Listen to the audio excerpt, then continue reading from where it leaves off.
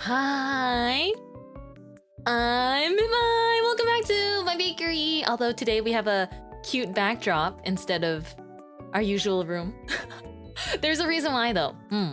I thought it would be perfect for today. I'm so excited. I had this idea that was inspired by a fan art I saw recently, and I will share that with everyone as well. And so I figured we could do that. And also we could do that and also chat today. When I made the waiting room today, I didn't know what to name stream, honestly. I feel like when I have to do like a lot of work in quick succession or a lot of things and it fills up my whole day like yesterday, my brain ends up like, it almost ends up going to this like state where it is hard for me to come up with fun quips or things like that. But I'm doing amazing today. I'm so glad that we get to chat and get to stream. Ooh. But when I made the waiting room today, I, for the life of me, could not think of like a title. Cause I was like, and then after cramping my brain for a while, I was like, okay, we're just gonna put it out there and write what up talk. Hehe. Oops. But it's all good. Because I've changed the title to technically, I guess maybe you don't see if you don't refresh, but I've changed the title to reflect something I want to try today. What's up, pup? That rhymes, which I do like, but then it takes away from the fact that someone can ask, what's up, like up dog? What is up dog? Oh, nothing much. How about you?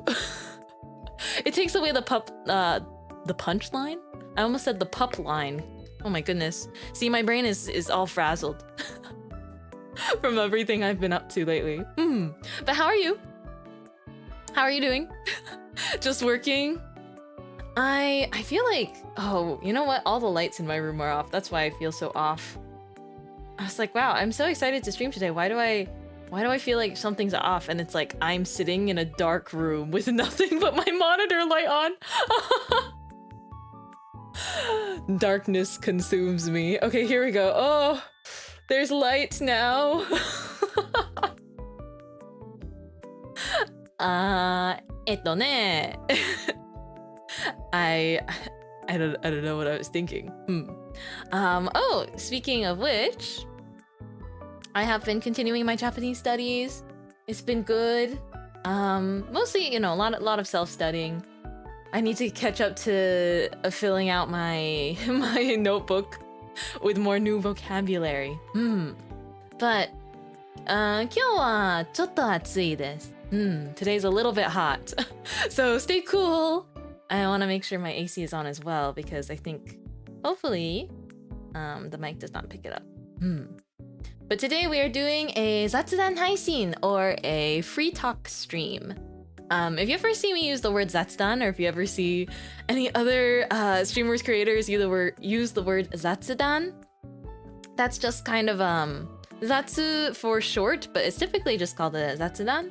It means like free talk because it's a stream where you just chat about whatever you want. I think it's nice because I started noticing that it has been quite a bit of time since we got to just chat, and it was showing because I started doing like really kind of longer chats than I meant to before playing games and or drawing art like last week.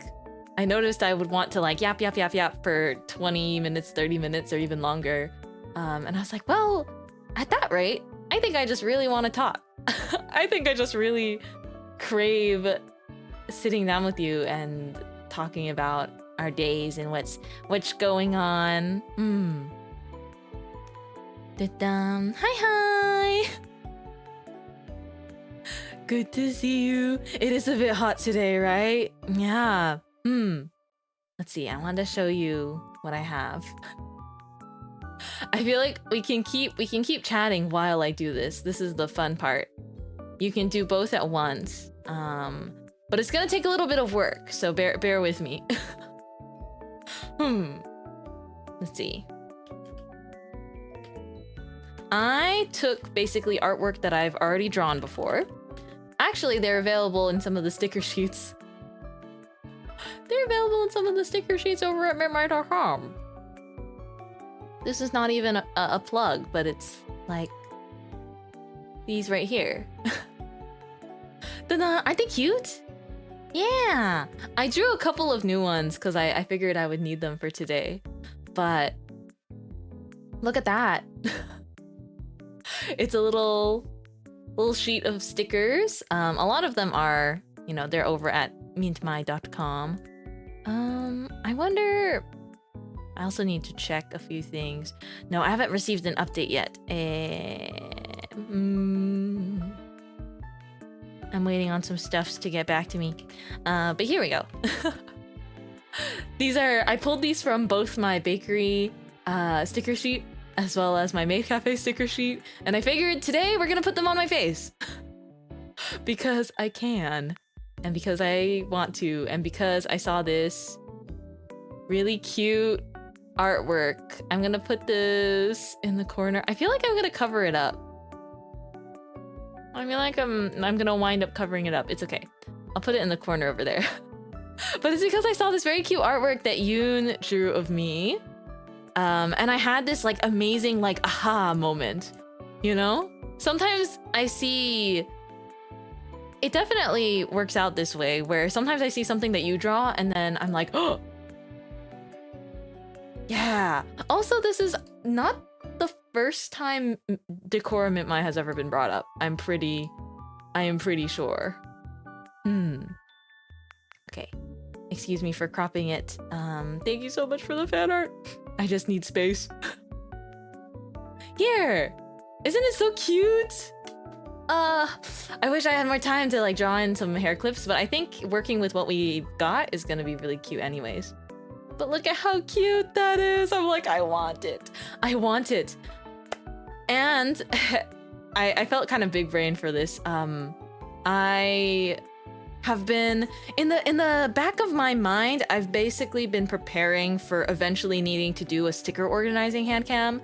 The last time I did a sticker organizing hand cam was a really long time ago when I organized stickers differently. I actually peeled them off of the sheets and stuck them into sticker books. But then I learned that keeping them in sticker books, it doesn't really preserve the stickers super well. And also certain adhesives, they like peel off too easily from the sticker books, so they wind up like sliding around. Again, it depends on the sticker material. So I was like, hold on, what if I don't peel it off of the backing until I actually want to use it? Because I do use stickers. I believe in if you have something, you should try and use it. No, what's the point of sticker books then? The reason why I was using sticker books was just for like, to make cute layouts and displays. But I realized it depends on the type of sticker, like the manufacturer. I will say the stickers that I make myself, and this is not a shill or anything, but the stickers that I print myself, the ones on mintmai.com that say that I print them, the label paper I use does not slide around. However, some stickers that I bought from other places, the adhesive is not as sticky.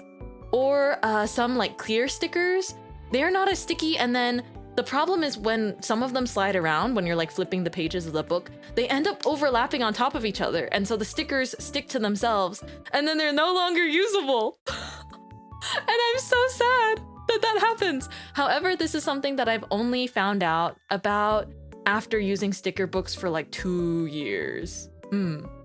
So I say it now as like a warning to other sticker lovers.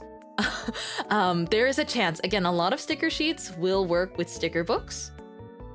Sometimes it doesn't work out, or maybe I'm just like putting them too close to each other or something, but I want to store them in a way that doesn't make me have to spend too much time to like find them. And I also don't want to like lose them or have them unstick and like move around like that.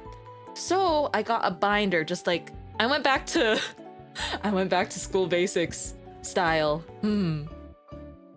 I went to Target and I just found a standard Avery 1.5 inch binder.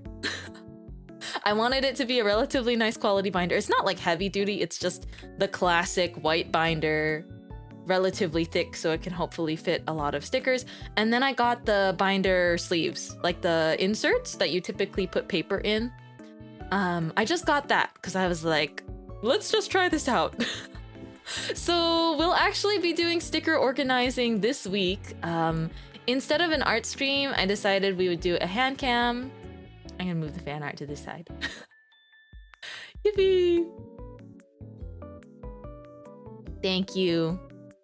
Thank you for the inspiration. Wait, let me link the tweet actually. I'll just link the tweet. I don't want to accidentally be influenced by the precise placements of the stickers there. I kind of want to wing it. But let me link the tweet. Thank you, Yoon! But organizing is really fun. The fan art is so cute, right? When I took a break from working yesterday, I just like decided to check my art tag and I was like, sniffle. It's so cute. Everything was so cute. And then I spam retweeted it all. So if you haven't seen a lot of the cute arts yet, you can like scroll. You can scroll on my Twitter page and you'll see my retweets. I love deco and stickers so much. Me too, but I have way too many stickers and the organizing, like I've not organized them. But I'm really excited to show you guys all of my stickers because it's been too long. Ooh. Let me pull up the schedule while we're here though, because there's a couple things I want to talk about for this week's schedule. Yippee! Okay. I'm so happy. I like worked so much yesterday. I feel like I barely spoke. I didn't say a word. So today I'm like, yes, yapping central. All right. So, first of all, thank you very much, Milky Miwei, for the really cute fan art for this week's schedule. You can see that nicely, I think.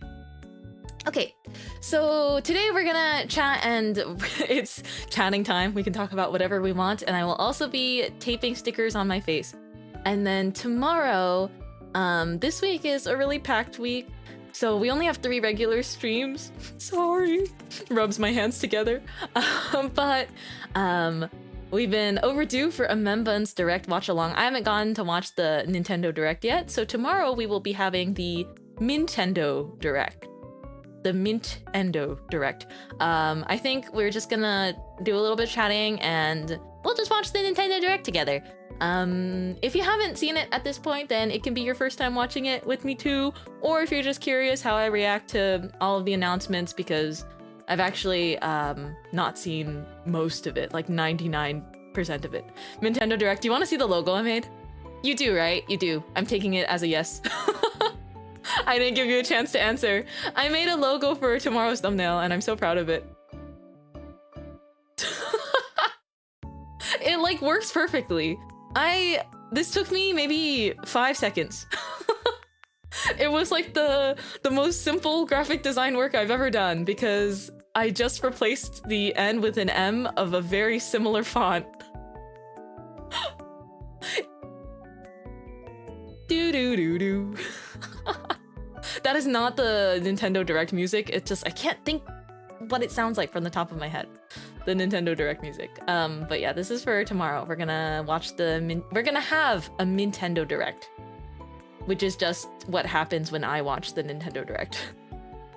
Oh, it's so bad. I'm gonna watch it and then I feel like I've just barely curbed over the phase of really badly wanting a Switch 2. But then I'm gonna watch the Nintendo Direct and I'm gonna really want a Switch 2 before they make it $50 more expensive. No! I have to steel myself. I'm gonna be careful. I'm gonna proceed carefully. You recognize that as the Microsoft jingle? Yeah, a classic. I can also do the Nokia ba-da-bum-bum, ba-da-bum-bum, ba-da-bum-bum-bum. That was my dad's like phone ringing when I was smaller. Yeah, in all honesty, I was saving up, but I'm jumping on getting a Switch 2 finally. When they first, I'm gonna be so honest, when they first released the Switch 2, I was like, after taking care of everything I need to take care of, I definitely don't have enough to buy a Switch 2. But you know, since then, you know, I've been working and doing things, so yeah, I'll think about it. I'll think about it. Also, Alex, thank you for the $5. I think you sent a dono and I cannot find the notification anywhere. However, it appeared in my email. You can't hide from me. I think. Anyhow. Thank you anyways. Yippee! Whether or not there was a secret thing that happened, I got some email. Me? Watashi? I think so, unless I was getting a really late email. Because sometimes when the alerts are being funky, I get sent an email. Yeah, it says I received $5 from Alex Nyanasi. Thank you. Also, thank you, Kazu, for the hot dog. Thank you very much. That's just something that started since Jenny's, I guess, debut. When I roleplayed a character that loves hot dogs. But hey, I like hot dogs too. I don't have them often, but I like them. And you have to have them with raw onions. I want raw onions, relish, a little bit of mustard, and then ketchup. But very little mustard. Actually, the way I've done it most recently when I had a hot dog was mustard only in like every other bite. Like I like spread it out. YouTube stickers are so funny. They're so silly. This one's my favorite one. I guess stickers as well as the emotes. Also this one. And this one. These three are my favorite. And then I think other ones I use really often are these. I love this one. Oh, wait. I don't think I noticed that before. You know how the YouTube emotes, like the default ones, they're so bright and colorful, like I get really lost. Wait, this one's so good. That's definitely being added to a new favorite as well. The high is also really cute. I like that specifically that the high has like headphones on. I'm like, that's such a vibe. Anyhow, I'm already getting distracted like 2 minutes into the stream. Let's go. Tomorrow we do the Nintendo Direct with Membuns, and I will see everyone again on Friday. Hopefully the fact that this week we're having a lot of fun streams will make up for the fact that there's just a little bit less. But on Friday, sticker organizing hand cam. I have no idea how long the stream is going to run, but my goal is to sort all of them. Oh, Mintmai, that's a bold claim. I know how many stickers I have, but my goal is to sort all of them by like color and theming. I think I'm gonna prioritize sorting them by color, but then I want to separate like deco stickers and ribbons from like character stickers. I'm curious how many you have. I have like a flat sort of box. I would say, imagine it's like, maybe the box is like 3 inches tall, or maybe like 7 centimeters tall. And then the surface, like, it's maybe 10 centimeters by 10 centimeters. Or no, maybe bigger. Hold on, let me look. It's heavy when I lift it, I'll tell you that much. Hold on. I have a ruler. I love to keep all of my convenient knickknacks at my desk. Okay, it's 10 inches by 9 inches, like, of the box.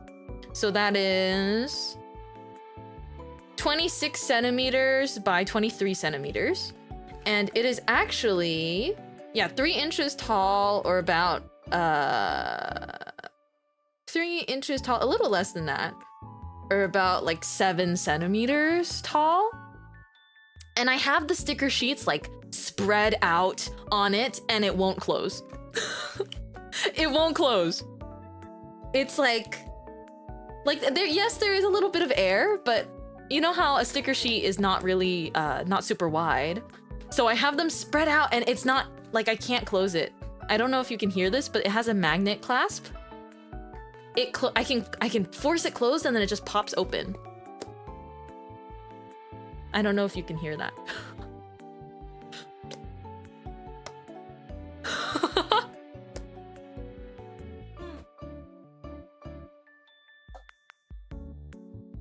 So what I have been doing is I've actually been stacking other things on top of it to like compress it.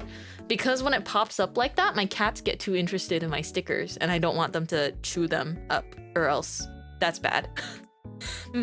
My cats, they get interested in like plastic packaging or in like foam packaging. And when they chew it, they're like sharp little fangs, they puncture it. And so I don't want any holes in my sticker shoots, especially when I use them for like gifts, journaling. I use a lot of stickers. But you'll get to see that on Friday.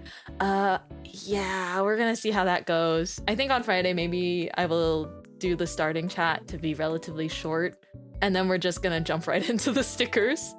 I will, you know, I'm streaming it because I want to hang out and chat while I'm organizing it anyways. And then for Sunday stream, we're either going to have a collab or an art stream, just because I wrote that for now, because the collab is still sort of being planned and very tentative. Or, you know, it's one of those things where if the collab doesn't happen this Sunday, we're gonna find another time to do it. Just, you know, when you got to plan with multiple people, like availability is just something that you need to take a hot minute to figure out. So yeah, I still wanted to get scheduled up soon though, but either way, there will be Mintmai on Sunday. I hope that is nice and exciting.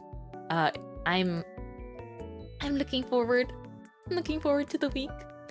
All right. Ooh, that was fun.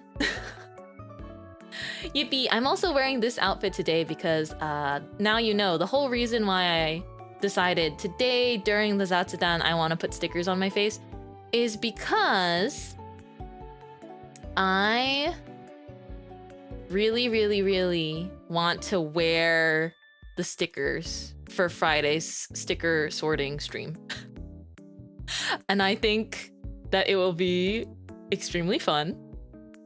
And I exported, like, you see the little stickers in the bottom left corner. I exported them all individually. So I have a bunch of them now, and so we can get started soon. You're gonna have to excuse me though. I might be standing kind of close to you. Close to you. Why do birds suddenly appear? Okay. My goal is to put some on my bangs and also on my face. This is kind of making me nervous. It's like we're doing my makeup together or something. It's kind of fun though, isn't it? All right. If it's heavy with just stickers, then that's a lot. Yeah. I would try and say that there's a lot of like packaging material too, but it's not that much packaging material. See? Oh, this is cute. Wait, what if we give the flower friend a little Decora too? I think I just wanted to stick them like on my face. Yeah? Hold on, I'm gonna try my best to stick them in a way where they'll stay on. Okay.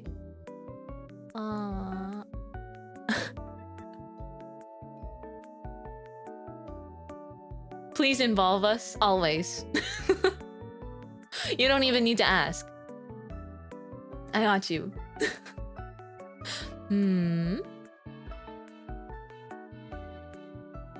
I don't want it to be too close to my eye. I don't want it to poke my eye.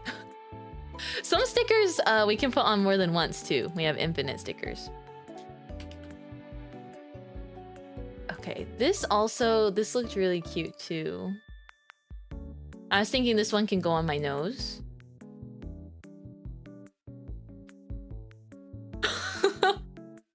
Oh, this is so fun already! Because it's kind of like the band-aid on the nose look. Yay! I think if we run out of space, I can make them smaller or something. But we have so many stickers. Hold on. I gotta make sure that you are also decked out.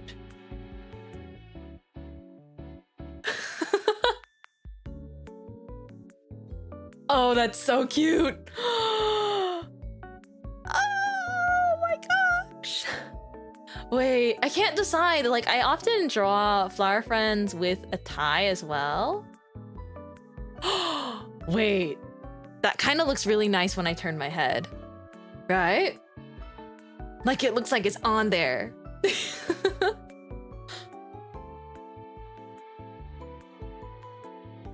Hold on, this sticker is floating away. That's the problem with sticking them on my face, is we're gonna get a couple of floating ones. And as much as possible, I want to try and avoid that. Sorry, I'm so close.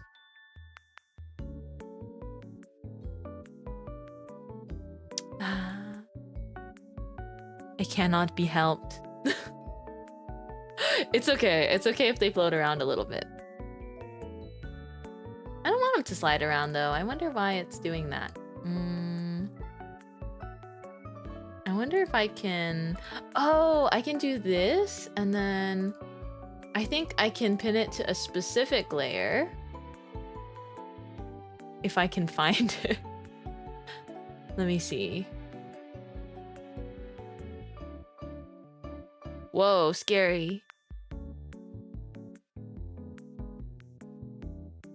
Okay. No, that didn't work. I forgot that VTuber Studio does that blink.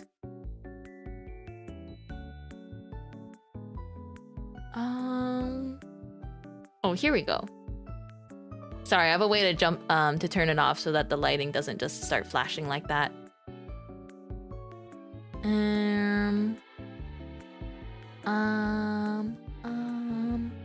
Where is the... Where's my makeup? Where is it? Oh, I found it. Here we go.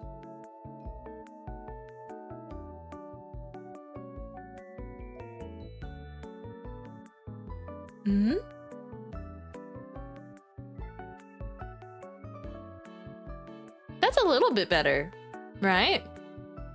Decora stickers, Mint. Hi, T. Yeah, Decora stickers on me. I wonder if this one is just too big of a sticker. Like it wants to float away so badly. Oh, wait, that's better. That's kind of better. Let me see if I like rotate it this way. I feel like this one is hit or miss. It's really cute though. But because it's such a large sticker, I was thinking that the extra ones... Oh, I applied settings to this one. So I was thinking that the stickers that don't get put on my face, I can like put them kind of on like my shirt. And it'd still look really cute. It's just like literally stickers scattered everywhere. You like the sizes of that ribbon? I think I'll bring it back later, but we'll see because I'll show you all the other stickers I have.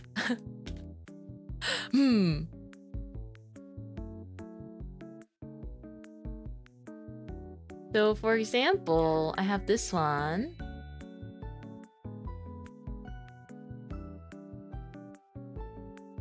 I think they all wind up kind of doing a little bit of floating around.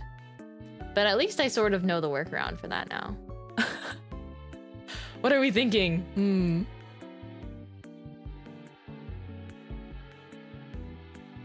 I think the key is I have to pin it to... I have to stick the sticker on like where my makeup...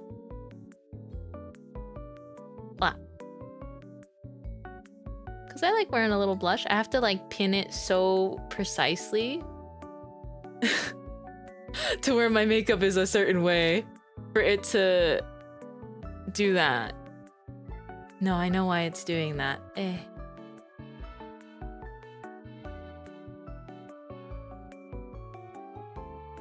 I'm locked in. The toast! Let me try something. I'm glad that you can go in and you can kind of tweak the settings of each one. Because then you can control where the sticker stays a little bit better. Okay, found this. Okay.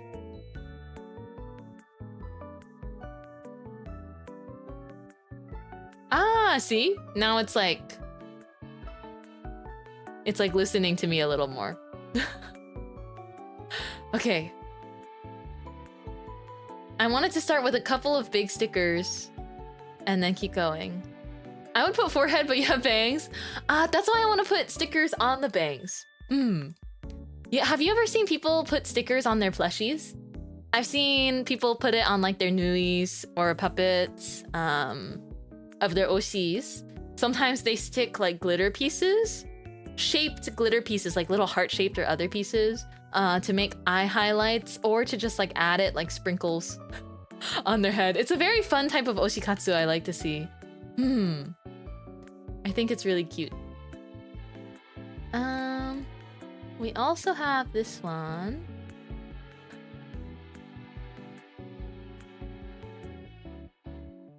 We're gonna make this we're gonna look so cute by the end of this. Oh yeah. So my whole life I've kind of had somewhat sensitive skin. It really depends. Depends on my skin's mood and the weather. But growing up, right? There are a lot of times I had acne, especially on like my cheeks. And I remembered, I feel like this might be sort of as recent as 5 or 6 years ago, but they started selling acne patches because pimple patches are very helpful to keep you from like touching or infecting the area. But I did recall, and I found it really cute that they made like, I guess there are Sanrio ones, there are like different shaped ones like hearts and stuff. And so that's almost what I'm reminded of as I'm putting stickers on my face.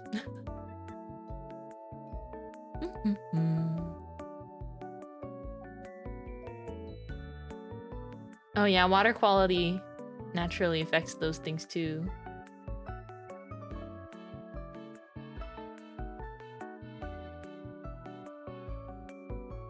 I think that sticker is too close to my eye.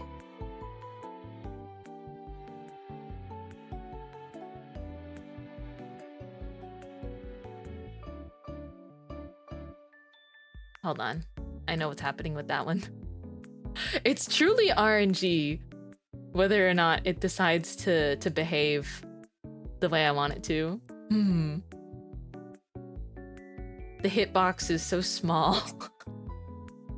To hit, like, it needs to be such a perfect spot on my face that I stick the sticker for it to work out. There we go. I usually wear the star-shaped ones. I adore. Yes, I also use the star. They're like the yellow ones, right? From that brand that has the little, the box is like an AirPod case. That was one of the first ones to release, like decorative looking acne patches, I feel like.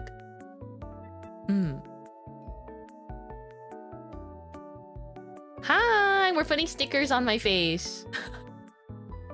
I want to add more stickers to the flower bread too, but we're gonna get there.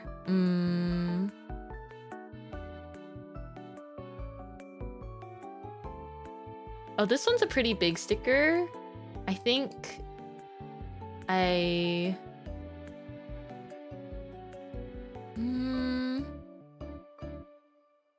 definitely want some stickers like on my shirt. And again, we can repeat stickers later if we feel like it. I think I need to stand so still and face forward, and then I will rearrange as we need to. I also have this Kwaso sticker. It's kind of a big sticker though, so I was thinking it can go. Oh, if it goes on my bangs, it kind of looks like my hair clips too. I think I will also stick this one on my shirt. Because it's sort of a bigger sticker.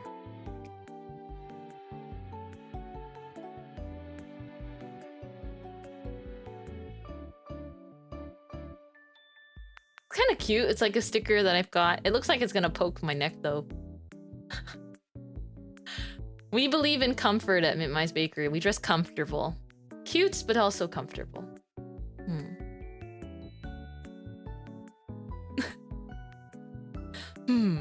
Are these stickers from the store? Yeah. I mean, they're from my sticker sheets, actually. Not all of them. I drew a few new ones specifically for today.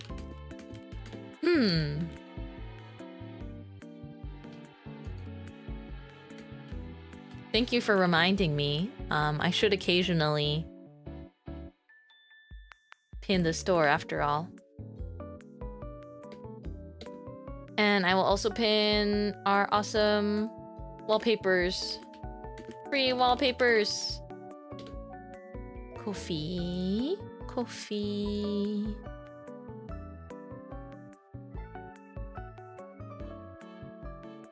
Okay, here we go. I'm doing my part.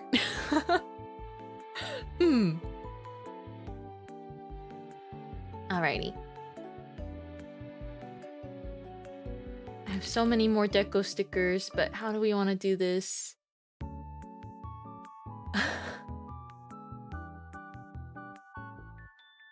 The thing is, I don't want to put too many, like...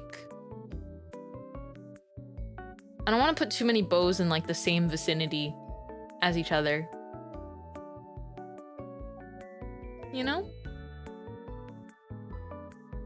I think it's cute if they're sort of spread out. Yeah, it's floating around a little bit, but we'll fix that.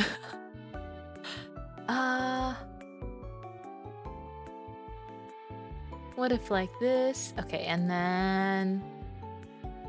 then let's add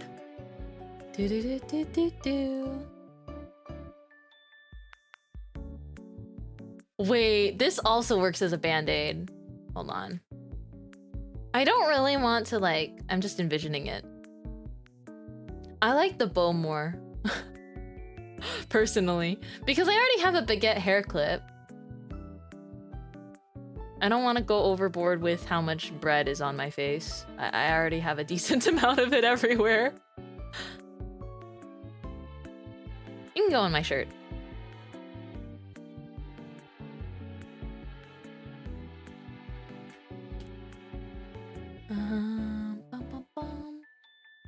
I also made these. These are new. These little flowers. I thought that it'd be good because for Decora, it's so important you need to be able to have like the small stickers, not just the big ones.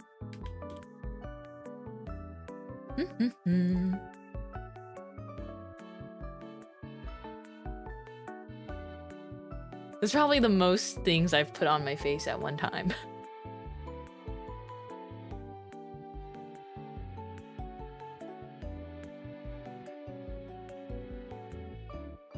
I don't want it to match the other side so closely.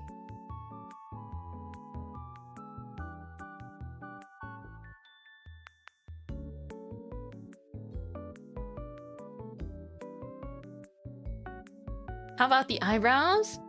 I don't know. I think I'm focusing on like central face and cheeks because that's what I see. Because as soon as you put too much, right? At least this is what I think. As soon as you put too many, then you kind of stop seeing the rest of them. In my experience.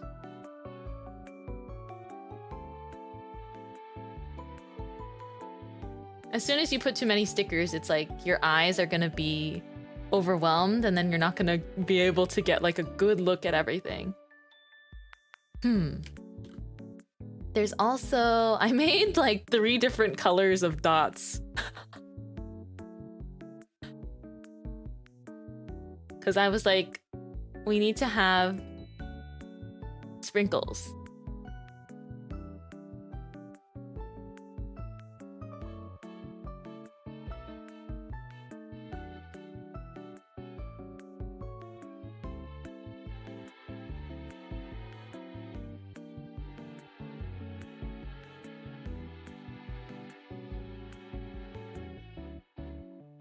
Okay, it's floating around, but I think that's where I want it.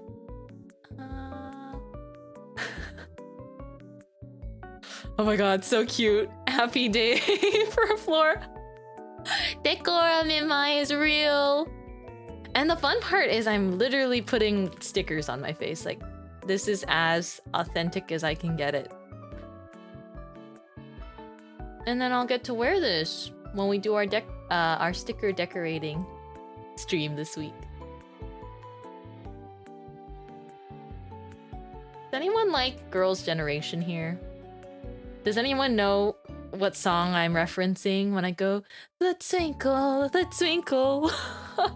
Oh yeah.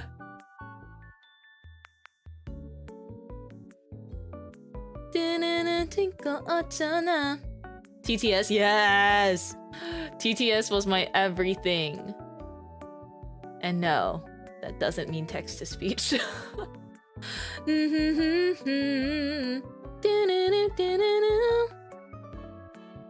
Because you know how in Twinkle by TTS, their makeup, they have rhinestones under their eyes like this? And I put rhinestone stickers on my stuffed animals and I would pretend that like 3 of them were TTS. I just aged so fast hearing that. It's not an old song. Hold on, let me see when it was released. I rewatched that music video like more times than I could count. I loved it so much. Yeah, Tiffany Taeyeon Sohyun. I'm probably not pronouncing it very well. 숨겨도 twinkle 어쩌나. 눈에 화 뒤잖아. 매일에 쌓여 있어도 나는 twinkle 티가 나. Wait, what year? 2012. Okay, well I guess that makes sense. I mean, I loved it so much.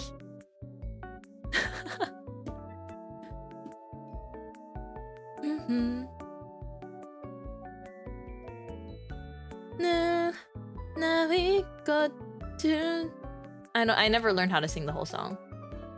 Girl, it was over a decade ago for sure. Sorry, it was only yesterday that I was just, you know. It was only yesterday that I was young and jamming with my sister to that song. It was only yesterday when I was young. So silly.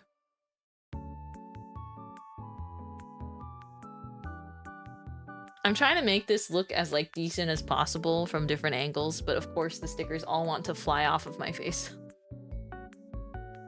They want to all slide right off.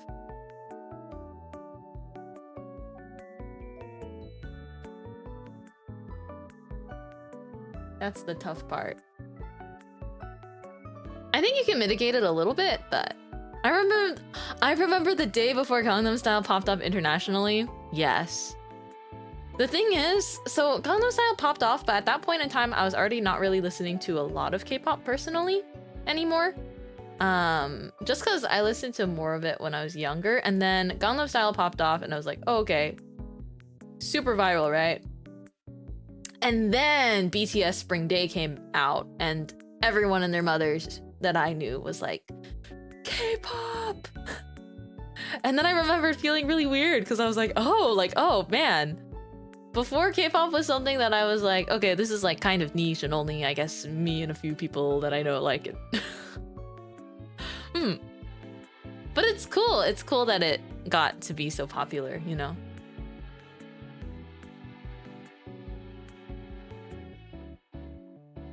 I think currently I should just never move, and it will always look okay from the front. I should just never move. Smile.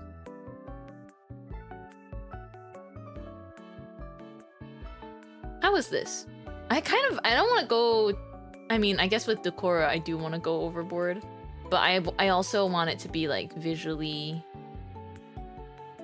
nice.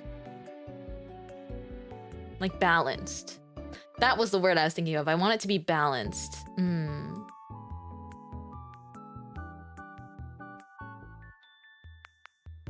Let's make this one a little bit bigger to balance out the large bow on that side. Okay. I'm gonna adjust the ones currently on my face right now. Oh, there are so many. Oh, there are so many. Okay. I wish I could search by specific layer, but it's okay. This one is on my cheek. I'm gonna figure out where it is. I'm gonna learn. Okay. This is my...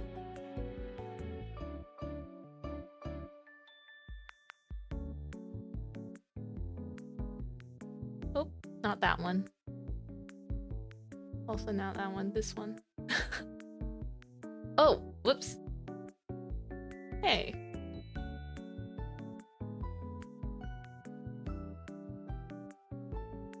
Oh, it's like moving very differently than I expected. I still have shiny bad. Oh, yes. 2nd to 3rd gen, my beloved. I think it's interesting. Like, I was a 2nd gen K-pop fan, and then I think I skipped to like 4th gen. Or actually, who's 3rd gen? I feel embarrassed asking this now, but who is considered 3rd gen K-pop? I think once something is in a spot that I really like it, I'm just gonna like lock it on there. Oh, BTS got 7. Oh, okay, wait. I liked 17, I think. Well, I liked Twice, so I guess that definitely is. I think I was very 2nd, 3rd gen, and then a little bit of 4th gen, because I like IZ*ONE. IZ*ONE is 3rd gen, no? I think they're 4th gen. At least I thought they were. Produce 48, I thought was 4th gen, personally. That's me too. Yeah, I like started with Wonder Girls and Girls' Generation, and then kind of continued following some different groups until then. I was also like younger back then. So I actually didn't think anything of K-pop. Like I didn't think, especially pre-BTS, I wasn't like, oh, it's K-pop. I used to just be like, oh, this is like pop that I like in a language I don't understand. Like the same way I treat J-pop pretty much. But I mean, there are definitely stylistic parts to the genre that make them interesting, and I mean, at least with K-pop, I kind of know what to expect when there's like a new comeback or something. There's a lot of times where it's like the musical... Hold on. The sticker is being stubborn.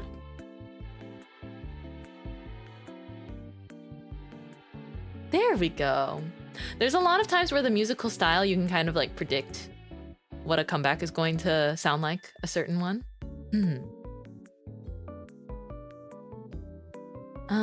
Maybe 4th, yeah. I don't know when they stop. I don't precisely know what is what, but I just remember, like, for example, some of the IZ*ONE members, particularly like Wonyoung's popularity and Wonyoung like as a major figure in K-pop is very 4th gen. Rare mintmai K-pop chats, because I think because I don't listen to that much K-pop anymore, I'm like not as confident in what I know. But I still love K-pop, you know? I did K-pop dances for like a club in school. Those were like great, those are good times. You know? After school, we'd go to like the courtyard and start blasting K-pop. And you had to audition to even do it. It was so scary. You had to audition in front of upperclassmen because like there were a lot of people at my school who took K-pop very seriously. Also, a lot of us happened to literally, I guess, be Asian and have been exposed to K-pop for like a long time. So I remembered it being like a really big deal. But yeah, I remember learning Russian roulette after school with my friends. Dun, dun, dun, dun. Dun, dun, dun, dun, beep, beep, beep.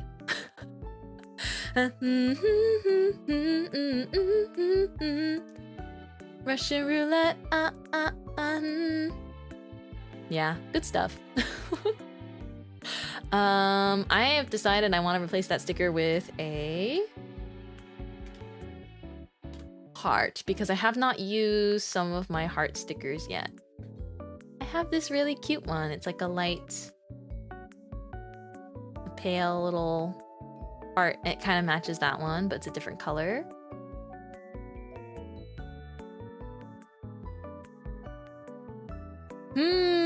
Hold on. Now I'm starting to think I got these colors mixed up. I need to... We're playing a game of balancing here. Okay. I got this, I got this.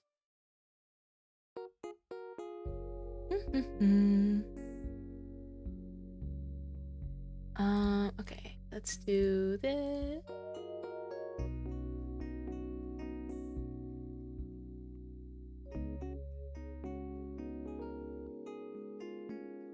Okay, awesome. And then the other side. This is so much harder than... Or I guess I knew it would be difficult and that it would take time, which is why I figured we can talk together while I'm doing this. But it's definitely taking a little bit of precision work. Like, I'm getting in here with tweezers. Talking about Red Velvet, I heard they're gonna have a comeback this year. Yippee! Oh gosh. Trying to think, what is my favorite Red Velvet comeback? Probably Bad Boy. But I also really like one of the newer songs. But it's like I like girl crushes. So I like Weki Meki Crush. Also because I liked IOI, who came back and for like a one comeback, but I was like, Sniffle. They did that for me. Let me think. I have forgotten the name of the song. Dun dun dun dun dun dun dun dun dun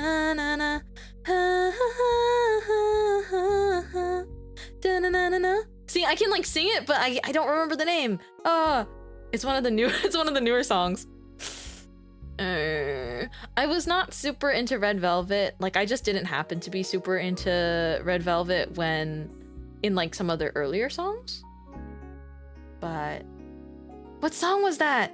Bum bum bum bum banana. It like starts with the classical song. Oh, I'm looking up their discography right now. Feel My Rhythm. Thank you. Thank you, thank you. Oh, we got K-pop oomphs in the chat. Yes, saving me. Feel my rhythm, come with me. 상상해봐 뭐든지. I think that song is so good. I love it. Also, like the dance. I liked the art references in the music video. I liked it a lot.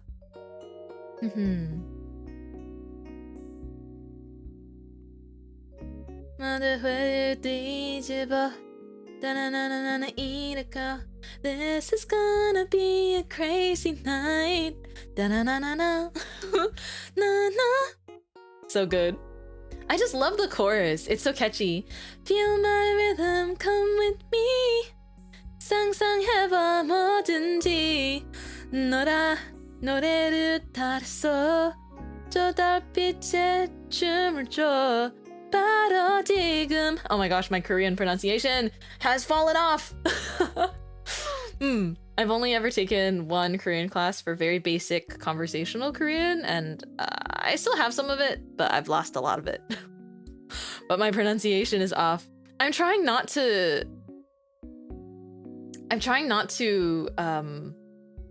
learn multiple languages at the same time.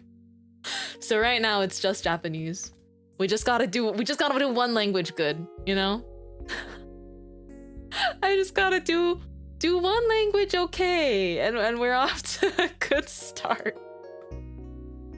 Cause I got English, and am bilingual.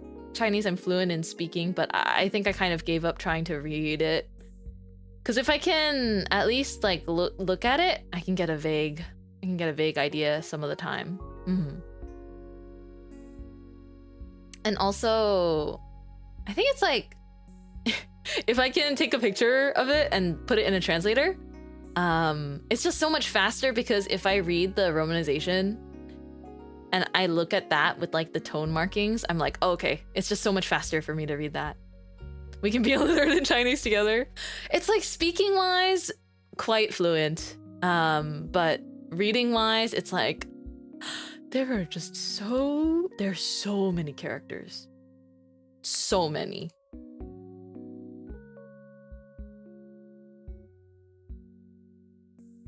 Hold on, let me grab this. Okay, wait. I kind of made it, I kind of made it in hopes that I would be able to stick them on my face better.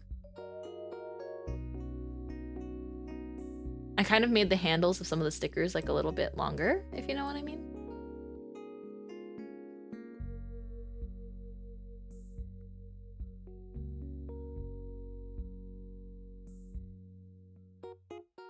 Like the part I can grab them by.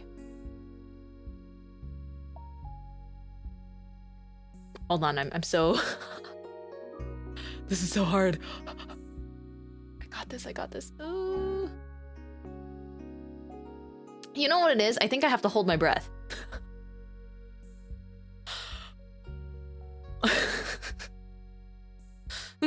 That's why I can never ace kanji in Japanese. It's too overwhelming.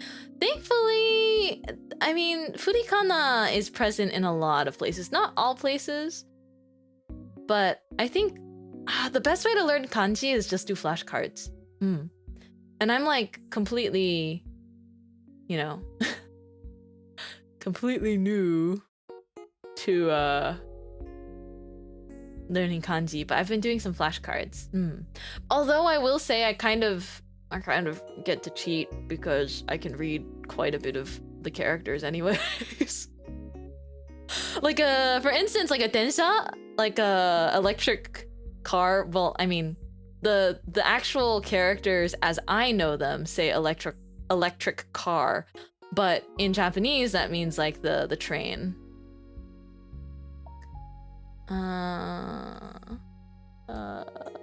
The sticker is not going where I want it to go. Look, they're just floating now. I'm like, I didn't get a good grip on them. Okay. Oh, finally. Gotta be careful.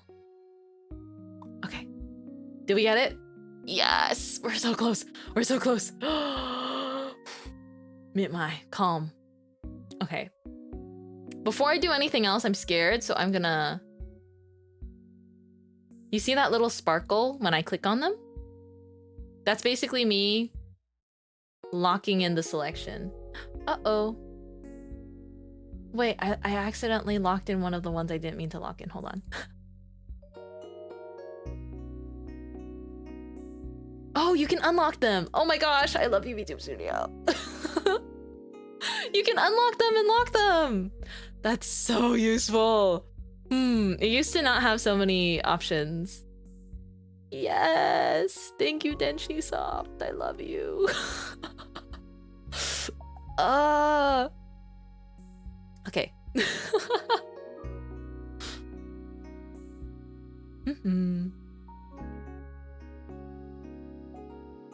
Oh, looking good, looking good. Okay.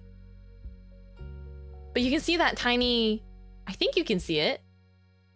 There's like a tiny sparkle when I double click on it.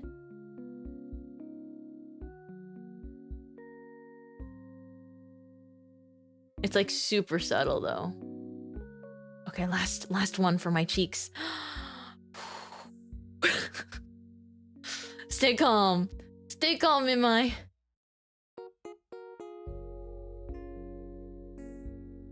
I've been diligently sticking them on my face. Careful, SpongeBob. Be careful.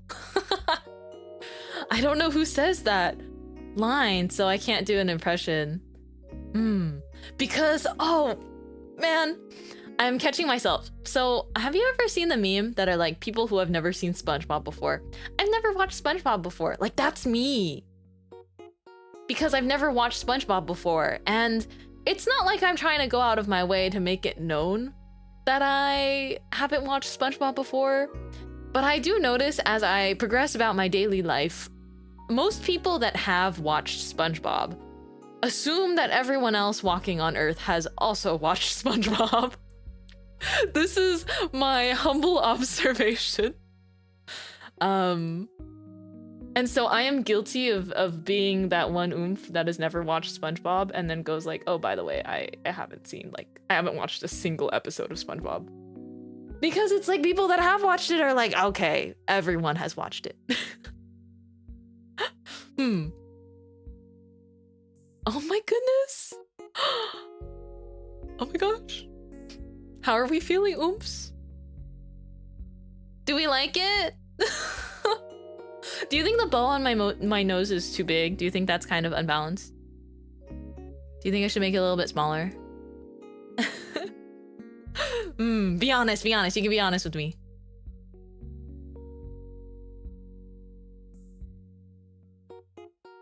You think it's cute? That's perfect, I likey. Okay. If you say so, then I also like. I want you to know that I went through the extra effort of actually making each sticker twice. Hold on. Let me help dress you up a little. Excuse me.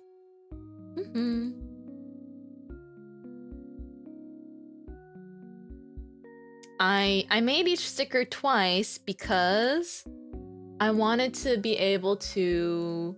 You can see that this has a different shadow color. You see? So stickers that go on my skin, they have a shadow that's my skin tone. But then stickers that go on my hair or on places that will show over my hair, they get to have the darker shadow so that they look more clear. Actually, for the flower friend though, I really liked the peach shadow, so we're gonna bring that one back in. My folder has so many stickers right now. This is so awesome. This is the best day of my life. Yippee. I love when I can just play with stickers. Isn't that so joyful? Aren't we so joyful? Okay, it's time to decorate my bangs and also my shirt a little bit. You think it's too overkill if I decorate my shirt like a lot? I feel like it's probably okay, right? I don't want to decorate it too much. Maybe just keeping it to like the collar part. Almost like they're like pins or patches. Yeah, patches. Do we like that? I feel like that's cute. A little more subtle. Less random.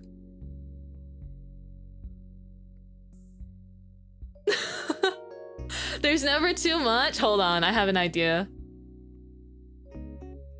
Why not just get like outfitted, you know?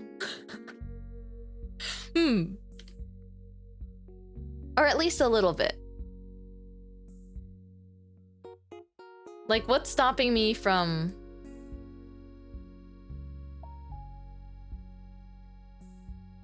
Why won't it go on? Oh, you know what? Maybe it's bound by the same rules as... Wait, no. No, it's not. Squinting. I was gonna say maybe it's bound to the same rules as the one on my cheek, but it's not.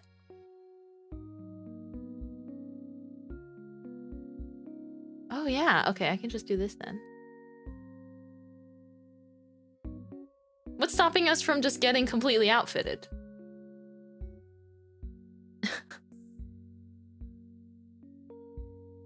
Although I do think that if I change the size of the stickers, this is the only problem. If I change the size of the stickers and I put them all over my outfit, then technically it doesn't really feel like it's gonna feel a little bit weird, right? If I have a sticker this size here, suddenly it's like, why do you have a super jumbo sticker? I'm gonna stick to the face and the bangs for now. But if I do deco the rest of it, it's gonna be little small things, I think. Let us still focus on here though.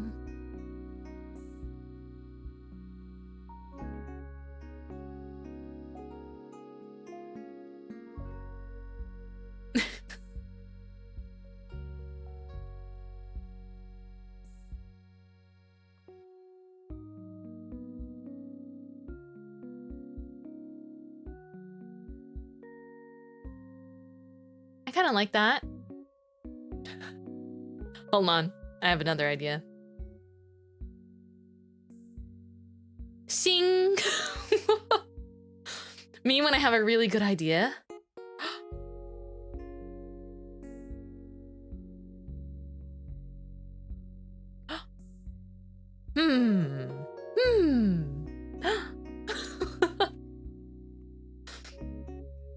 I have a little mischievous glint in my eye. I mean, now that I have these stickers just like in my pocket ready to use whenever, we can take them out and play with them whenever we want. Just in little ways. Although going full on Decora, because it takes so long, it's more of a special occasion.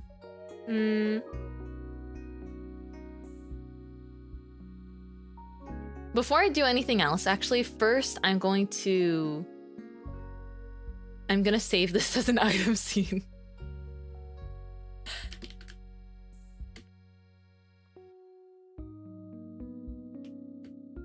Okay.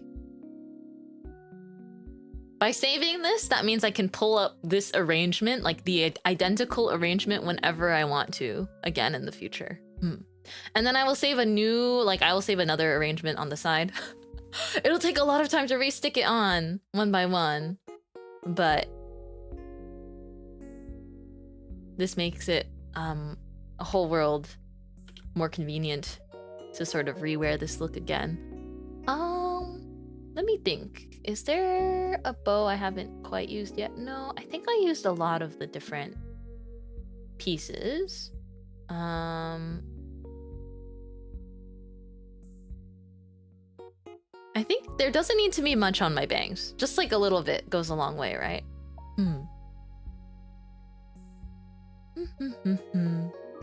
It looks cute from afar too. I'm glad. Yippee!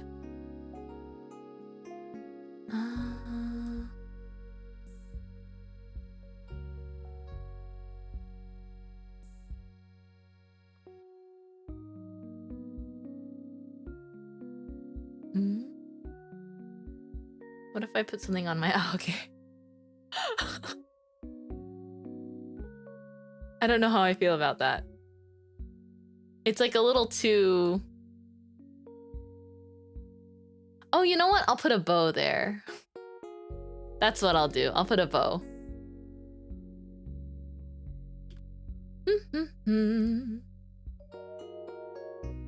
Here we go.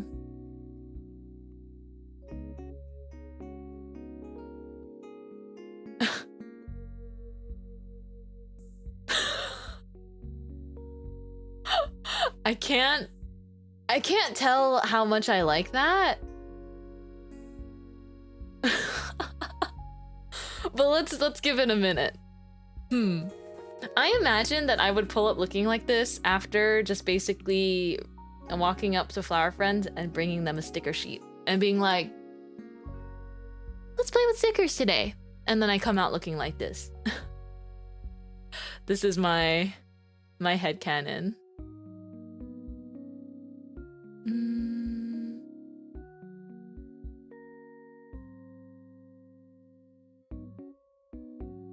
I do think that the dots wind up looking really...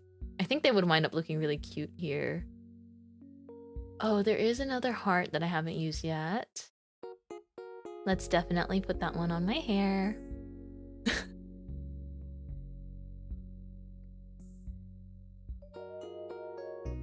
And then...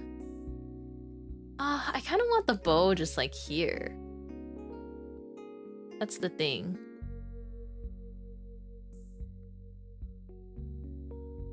instead of on the ahoge. I would rather it be like...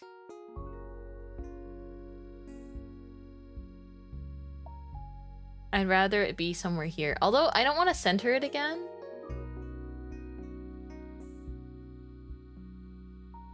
Oh, I like that.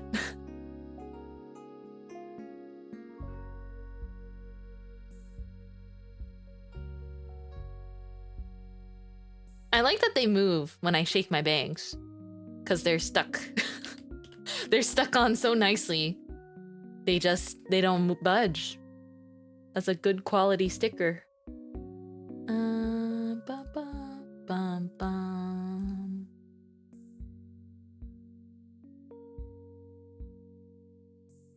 See, I feel like having the little sprinkles does a lot.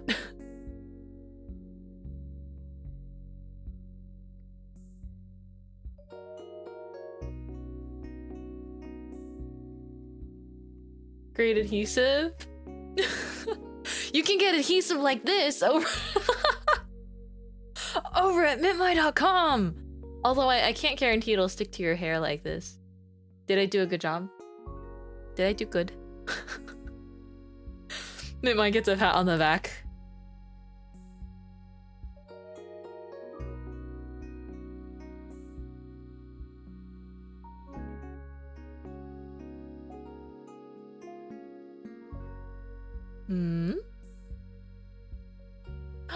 Cute. Okay, I need one more thing, I think, for my bangs on the other side. What will it be? I think maybe a heart. I'm so glad I named these nicely for my future self. I was literally preparing this just like the hour before stream. I was like, okay, let's just have all the stickers ready because I don't think I would be able to chat and like prepare the stickers. Oh, it's so cute! Ah! I love being a maximalist. You know, lately I've been getting, I'm a little embarrassed to even admit this, but I've been getting a lot of like desk setup inspiration on Twitter, and they're all so like nice and minimalist, like clean beige, you know, the vibe that I'm talking about. And I bookmark all of them knowing that it will never be attainable for me because I like goods too much. Oops. That's okay. I'm gonna actually replace these two.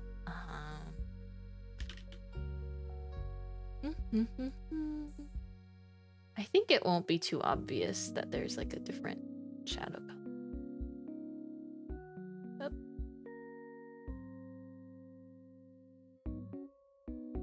Oh. Okay.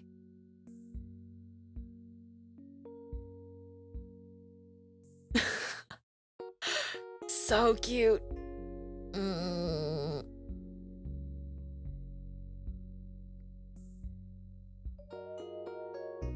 Like, I am trying to keep my room nice and clean, but honestly, I want to show you guys a photo.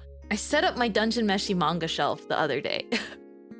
Now that I have pretty much every book I think I wanted from, like my Dungeon Meshi goods, my Dungeon Meshi collection, I suppose, of books.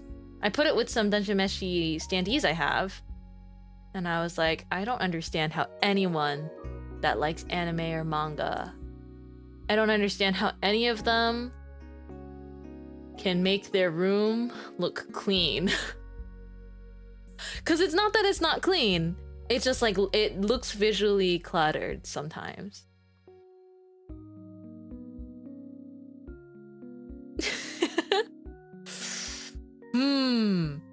You think it's too many stickers? Part of me kind of liked it more when there was just the ones on my face, but it's okay. Hold on. I think it's not a bad idea to have more than one. I think, to some extent, let's make a few variations. I have an idea.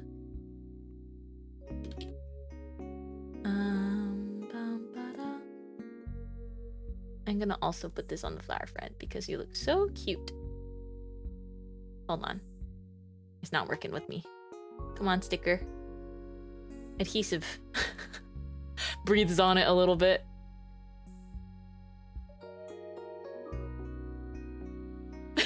So cute. Okay, I'm gonna save this one too. I realize I can pose for photos. Let's just do that. Photo time. Or wait, I can keep you here and then I'll just do this for quick photo time. Hold on. Wait, doesn't this mean I can Decora my phone case? Oh, wait, that doesn't work though. Because as soon as I put my phone down, it's not gonna work. I want my flower friend phone case. Here we go.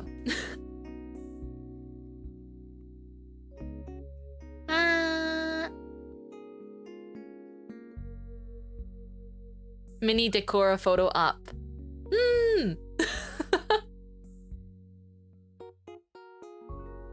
I think it's just like... I'll do it with a couple other variations as well.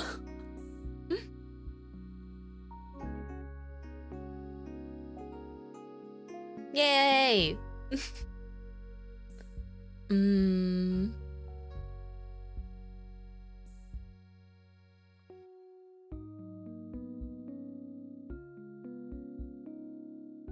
So cute! I can't get over how cute it is. Can we get the puffy cheeks too? Oh, I got you.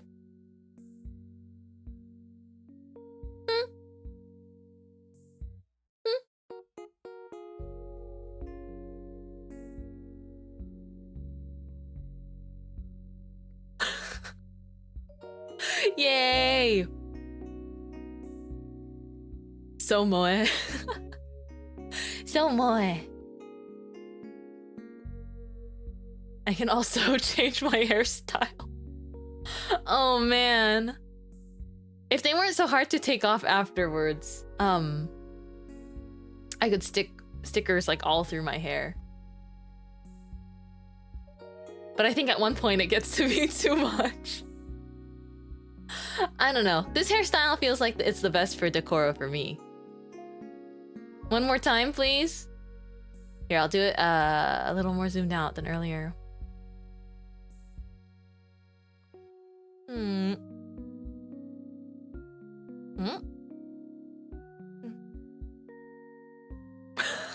Somehow I'm really good at making that pouty face.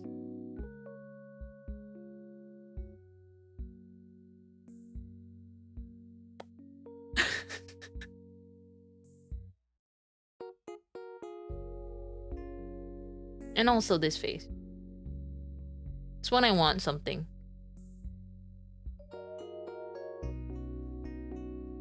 I know that I already have a exploding box of stickers, but can I please make more? Can I please print more stickers, please? Can I please buy more stickers? I've just been thinking, you know? And I'm like missing certain themes. So I need it. Fine, we'll fund the Switch too. Careful there. Don't you let me do that to you. Don't you let this face con you into making that kind of a purchase. You be careful. You be you be wise with your money there. I'm happy as long as flower friends are happy. I think just supporting responsibly within your means or literally just watching stuff for free is awesome. Just be careful. Be careful. Yay! See, I don't want to take them off now. They're too cute. Oh, before I forget, I gotta make sure to save this one. Decora 2. You know what? I like it. At first I felt kind of awkward because I was like, it looks like I've got 3 rows of stickers. But then I had this amazing idea of like, what if I just like...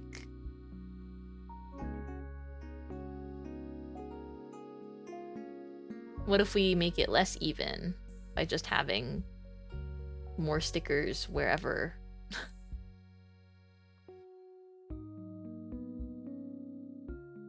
Wait, I like this.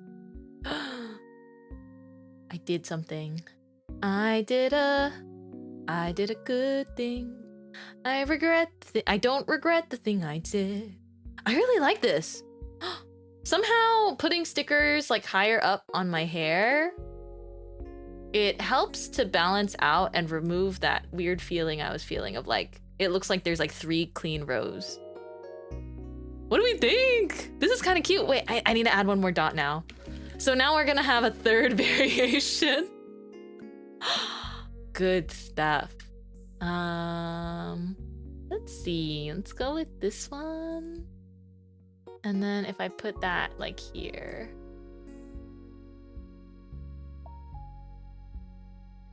No, we're gonna put that here. Nah, it's not necessary at all.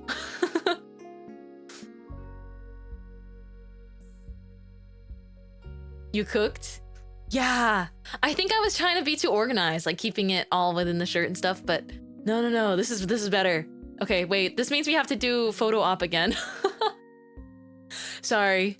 I missed you being here. You're still here. And back to the void you go. But I can still see you. What I do like about YouTube VODs is it keeps like chat and the emotes on the side. It makes me very happy.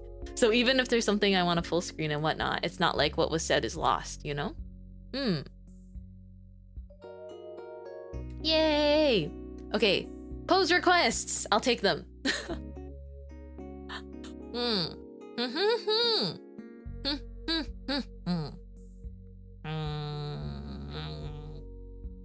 Mogu.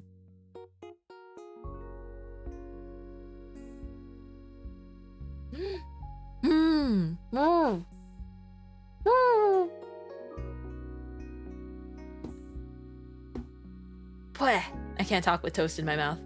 But it's so good.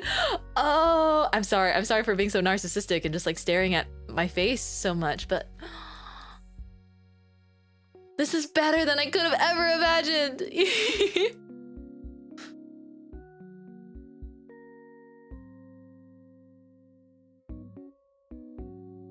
It's just so fun. It's so cute. I love stickers.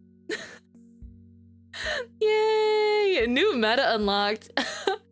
I just didn't think that, you know, I didn't think this would be... I thought it'd be fun as like a one-time thing, but now I'm like, oh my gosh, it's too cute. It's too cute. I love it. Gasp! Just came into the cutest VTuber ever. Hello! Hi. I'm mintmai and today I'm trying out Decora style for the first time. I put a bunch of stickers I made on my face. And right now, we're doing kind of a photo op time. So you can place requests. I think it is quite cute that from far away, it still looks really nice. I thought it would look pretty cluttered, and it does look cluttered, but you know, for Decora lovers, you get it, right?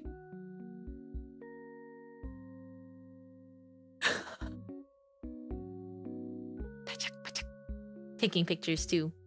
Taking a little mirror selfie.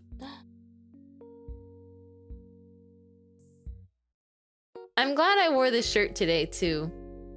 The pretzel on the shirt really like matches the embroidery. It matches the stickers in a cute way.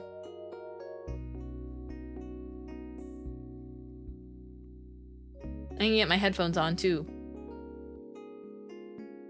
Oh wait, I think they'd look even better like this.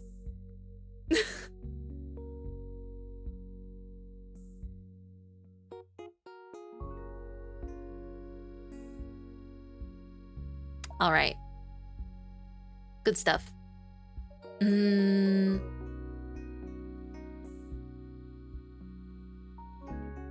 gonna have a sip of water as well. Can you do a little blep? Oh my gosh, I want to.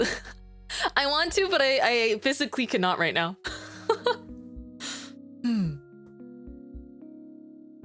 I know, it's by some strange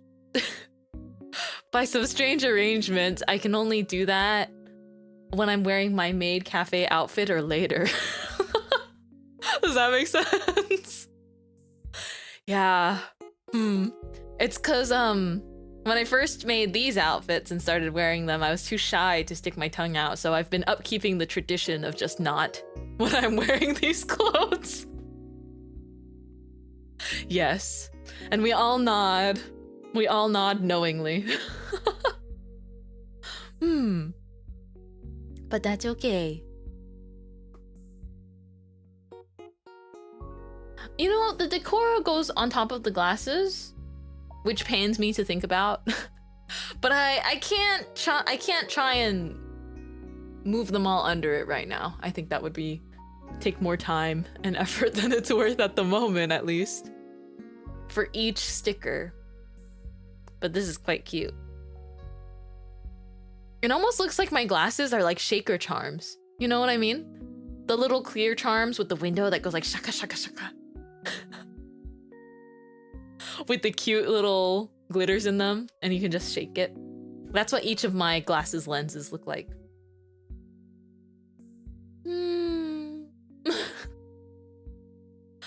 Dun dun dun. Oh, I feel like blushing under the stickers looks really cute too.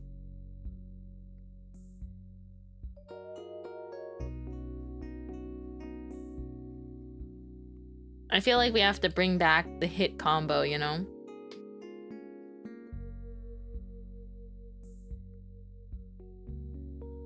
So if I requested anything right now,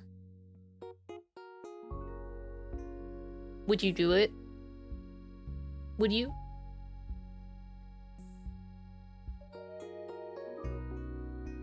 If you promise me something right now, do you think you would upkeep it? Yes.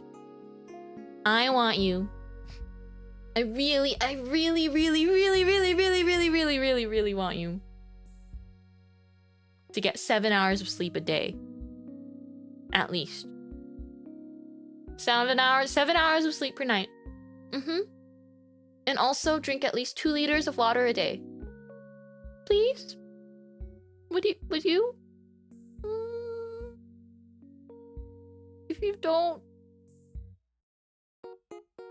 If you don't get your proper sleep and hydration,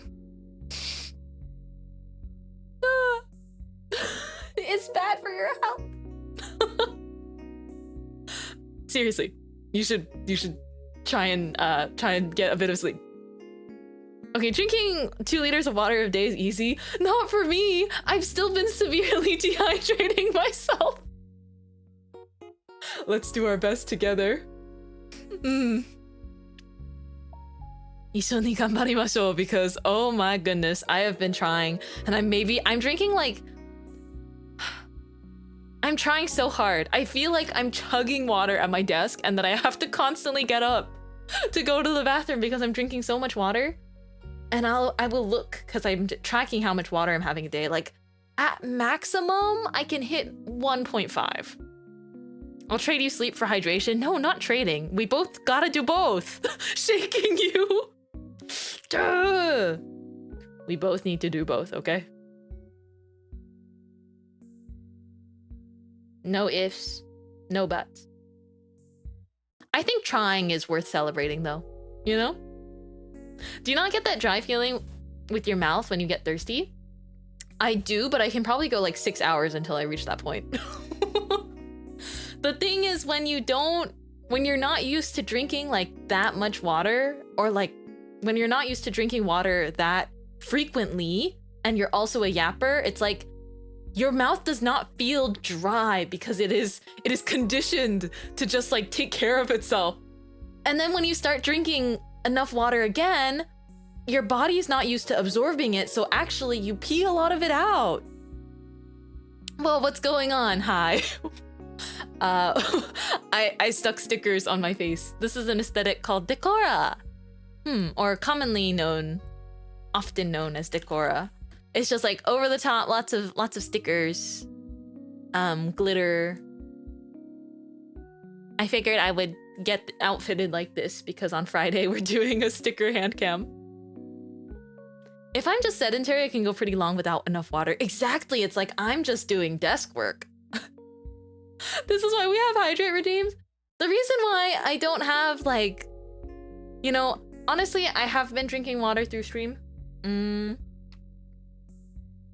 But one of the reasons I guess I have been thinking about it a little bit, but I'm like, oh man, I love streaming on YouTube. Again, I think the Twitch days were important, especially because like if I had started out on YouTube, I have no idea what I would have done, honestly. Like pretty almost all of my VTubing friends I met through Twitch, and have, you know, honestly, I talk to a lot of them more often than I talk to my friends that I hit up in person. Like, because for friends that hang out with me in person, it's like we don't text every day, and we don't even text like every 3 days. Like maybe once a week we'll be like, you want to do something sometime this month? And it's just very like we do the talking in person sometimes, but I don't really call them and I don't really text them. But with my friends that I've made since opening the bakery, we like message each other here and there, and it's nice, it's cozy. Mintmai cosplaying me when my niece gets stickers and I fall asleep somewhere close to her. Exactly. This has that energy. The flower friends, I like to think that you've helped me put them on, so I'm asleep and imagine a bunch of flower friends going crazy with the sticker sheets. I trust that you drink water, but is it enough?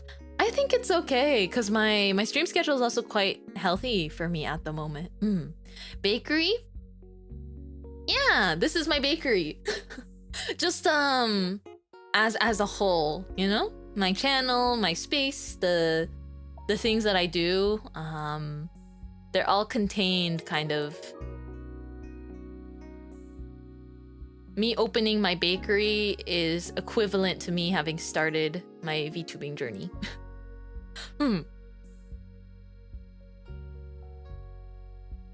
That's just how I put it. Today she cooked herself with Decora. Yeah, oftentimes, you know, I'm cooking up projects in the kitchen. You know, the bakery kitchen. Yeah. Bum bum bum. Alrighty. Wait, I think it's about time. I wanna bring you back. Where did you go? Where did you come from? Where did you go? Oh, there you are. You blinked for a moment. Hi. How are you? I'm done putting stickers on my face. Now you can observe them. You can look at the many stickers on my face.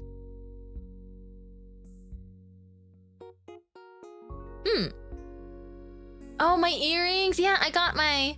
If you haven't seen my piercings before that I wear with this outfit, let me show you. I have on this side, we've got... So it's a stud on each ear, and then here the second piercing is like a cuff that links to another cuff. And then there's one more thin high cuff, and there's also a heart.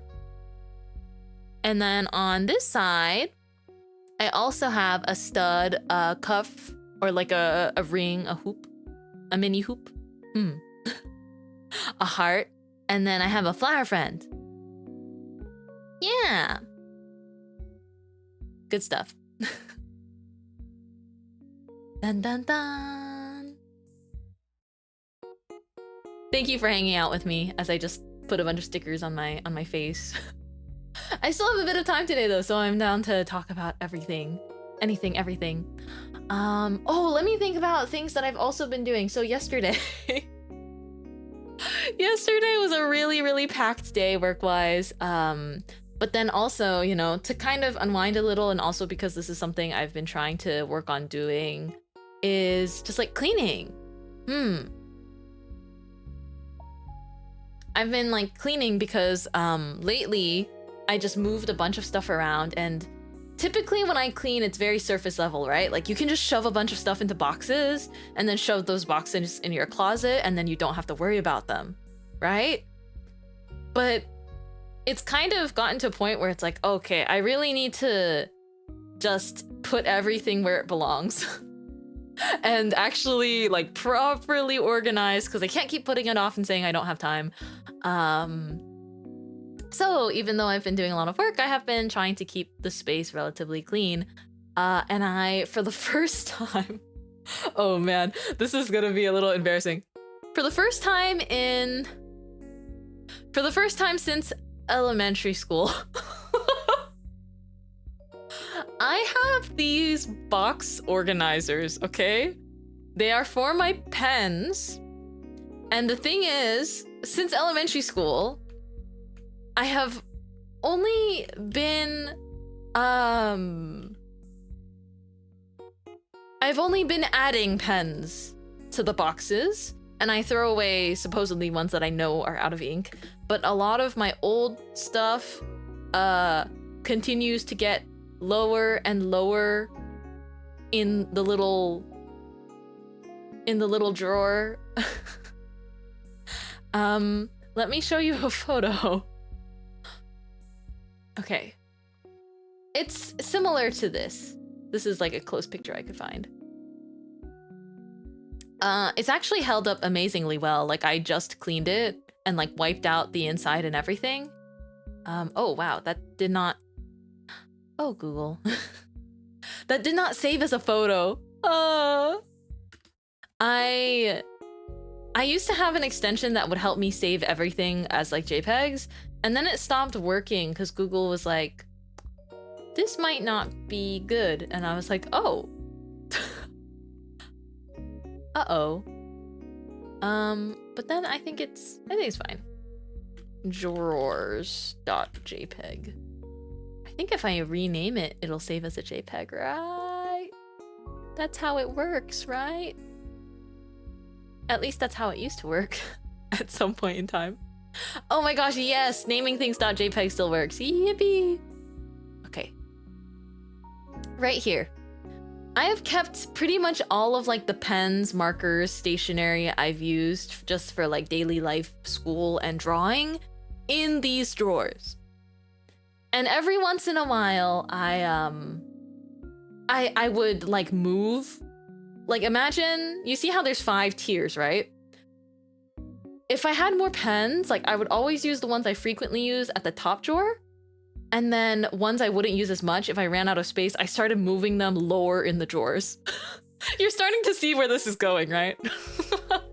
WebP, my enemy. That and AVIF, the AVIF files, they don't even show as images as well. But you're starting to see where this is going. So it got to a point in time where I was always using these drawers. Like up until recent, I'm always using them. I have literally my favorite markers in here, my go-to pens. But I have more than one of these. I actually have 2 of them, and it's always just held on with my stuff. I cleaned them out yesterday, and I found things from elementary school in the bottom drawers. Like literally scraps and things that I know for a fact were from like 6th grade class. And it's like, why do I still have this? And it is, by the way, these drawers are not perfectly dust proof, so it's like crusty. Like it feels like rose petals once they're super wilted and dry and dehydrated. Like I touch it and then it like kind of like crumbles into dust a little bit. I'm like, oh. Yeah, literally from elementary school. And I had pens from elementary school too, and middle school, and high school. And so I got a paper and I started testing them, and a bunch of them still work, and I'm like, oh. So of course, as you would, I try not to hoard as much anymore, but if for the pens that truly still work and aren't running out of ink, I kept them. I cleaned them. I had to wipe them all down because they were crusty from the years and dust. But I reorganized it so nicely so it looks so pretty now. I made more space for like my Copics, and I have them organized by color so it looks super pretty. And then I put my washi tapes and also I have a few things I use for like oshikatsu, which I haven't done in a really long time. But I just happen to have a lot of these fun, like sparkly kira trading card like sleeves. They're like hollow sleeves that I can put trading cards into, or just like fun little art things that I think I can use in the future. And so I also got to tuck away a bunch of things that I use more now into the drawers and like repurpose them that way. So it's pretty awesome. Mintmai archaeological layers of supplies. Actually, yes. You ever learn in geology? I think in basic science classes, there's like the rock and geology unit, right? And it's like as the earth ages, the layers of limestone build and they get like compressed lower and lower. That's literally how I use these like sterilite drawers of mine. Over the years, I always want to put the new stuff in the top drawers and I start shoving everything toward the bottom ones when I don't use it anymore. Cause I'm like, maybe I'll use it someday. And then I've been doing that my whole life since 5th, 6th grade. And I know for a fact that these drawers, these plastic drawers are that old. It's amazing that I can clean them up perfectly well, but I know that they're that old because I had them in my like first childhood bedroom. Me and my sister, I think a lot of people with siblings have experienced this. It's like you share a room when you're small, just with 2 beds. And then at some point we had like a bunk bed situation, and then we had the, like 2 beds next to each other, like roommate situation. And then once you become like slightly older kids, then your parents like move you into 2 separate rooms. Typically it's like the older sibling being like, I want my own room, because they're a big and mature, not even preteen yet, but they're like a big mature 10-year-old that is like, I don't want to share a room with my sibling anymore. Okay, maybe not 10. I think maybe when we split rooms, my sister was probably like 12 or 13. So basically before middle school, right? My brother just moved out. Forget a room. He didn't want to share a house with you. I tease. I remember when my sister went off to college and I was like, ugh, breaking my heart again. And now I'm the one that's like moved out and she's closer to home and she's like, ugh, you're so far. You're so distant, sister. You're so far away. And I'm like, blah. Well, he got a girlfriend and started with living with her. It's okay, Kyle. You have us. Collectively, we've all got to be better than one girlfriend, right? Me and everyone in chat, let's all make a circle, hold hands, and sing Hakuna Matata. With 2 cats. Beautiful. My parents just divided our room in 2, and to enter my sister's room, everyone had to pass through my room. No, I hate that. Oh my goodness. I had a friend in university.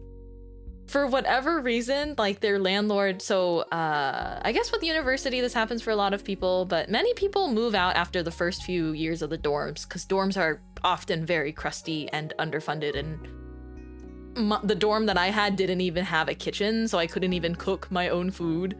My early in university, I could not cook my own food. I had a microwave and a dream, because there were no kitchens for like fire hazard reasons or something. But I'm like, what? How can you expect your students to live in a dorm where there's no kitchen? And then we have to get like campus meal plans. I do not miss that time. However, many of us would move out for later years in university, you know, with friends, be a little more independent and have a kitchen. As you can tell, I'm salty about it. I microwaved so much soup, like my first year of university. In fact, I had a dedicated plastic mug with like a lid on it, where it's like a big mug, but it's specifically a soup mug. And I would just pour a whole can of soup in there, like Campbell's or something, and I'd microwave it when I ran out of like meal plans, because, you know, there's different tiers of meal plans. And so I got one that was 10 meals a week, but a week is 7 days. And if you're having lunch and dinner every day, then that's 4 unaccounted for meals. breakfast, I just kind of nod on cereal and like bananas in my dorm room. Anyhow, that tangent aside, I did know a university friend, like a few university friends of mine, moved out together into a house, and I had visited before when I was in university, and for whatever reason, their landlord had remodeled the house to like have a situation like that. So there was, in order to enter the house, you would first, like the front door, you would walk into someone's bedroom first and have to like cross to the other side. And then you would hit the living room and the kitchen and the bathrooms. I was like, what? And in fact, that group of people that lived in that house, they had like extensive discussions about how to like fairly split the rent so that the person whose room always had to be walked through by everyone else would pay less rent as a result of living in an anxiety-inducing situation. I think I would feel very anxious very often if I slept and worked, because off-campus students, they did like their work off campus, like they did their work in their room a lot of times. But if I had to sleep and work and like my personal space had to constantly be thread through by my housemates because they literally can't get in or out of the house without stringing through your room, I think that it is fair to get like a rent discount. But it's very sweet that they did that amongst the friends that were living there together. Very like strangest kind of arrangement I've ever seen. I don't know why you would ever remodel or have a situation like that. Living without a stove would make you cry. Yeah, you know what's better? We didn't have water either. So we obviously had bathrooms. But we did, like when I was living in the dorms, we didn't have drinking water. So you had to have a Brita filter and fill it up in the bathroom sink, which is like, that feels awful. And so what me and my roommates would do is we would carry our big old Brita filter and walk from the dorms to campus, because on campus they had drinking filtered water that we could then fill the Brita with, because it felt, actually, you know what's worse? The bathroom sink is just bathroom sink size. It doesn't have a spout with like a handle that you can pull on or anything like that. So the Brita doesn't fit under the bathroom sink. If you wanted to fill your Brita with the bathroom sink water, you would have to get a cup and like transfer it. Yeah, it was a situation. They improved it, but of course, only after I was not living in the dorms anymore. They improved it, but I wasn't living in there anymore, so it doesn't count. I can still be mad. We used to bond over, the thing is, it just becomes a funny story now. We used to bond over like wearing pajamas and like your little bathrobe and walking out of the dorms in like the pitch dark night, and it's like cold and the wind is howling. And you hobble over. Thankfully the dorms were pretty close to campus. It's just like a short walk, but like you just kind of hobble over wearing your little night outfit. And you look all disheveled and you're holding nothing but like one Brita, and you're just kind of taking a little trip to campus only to get water. And it wasn't even just us that did that. There was like multiple people that would have to like make the little trip to get the water. Bathroom sink water sounds awful. The worst part of it all was the bathrooms were like everyone, so you have a dorm room, but 2 dorm rooms share one bathroom. And not my roommate. My roommate was lovely. But the bathroom, like I guess the people that were dorming in the dorm that shared our bathroom, one of the girls would be on the toilet for so long for no reason, because you can like hear her on her phone. So it's like she would be sitting on there, and like the way the bathroom worked, because it's shared amongst quite a few people, like it's shared amongst a few people. And so there's sinks, there's a shower, but then there's also, the bathroom has like a stall door, almost like a public restroom for privacy. And so there are stalls, but like you could hear her like watching videos on her phone, but like she is on the toilet and you can like see her little slippers and it's like, dude, I actually need to use the bathroom right now. So there are a few times because of that, me or my roommate would leave our dorm and go to like the campus restroom. It was so dire. Oh, it was so dire. Yeah. Sometimes I think about, I mean, honest to goodness, right? You go to school, you pay tuition, and then afterwards, even after you leave school, oftentimes you still keep paying tuition. And so I'm still paying tuition, technically. Just slowly, right? Chipping away at it. But it's just one of those things where it's like, I think about it sometimes. That's why I'm scared about living with others. You know, I think living with others is always going to be an adjustment. I don't think I was a perfect roommate in college. I don't think that there's such thing as like the perfect roommate housemate. But I do think depending on how close you are with the people that you live with, you know, if you're good friends, it winds up being really rewarding. Like even if things aren't perfect, like there are times where your living habits are a little bit different, you know? I remember there was a point in time in university and I had moved out of the dorms, but I was still living with friends because it's kind of my favorite living arrangement. Just living with friends. It's comfy and lower rent. Woo woo.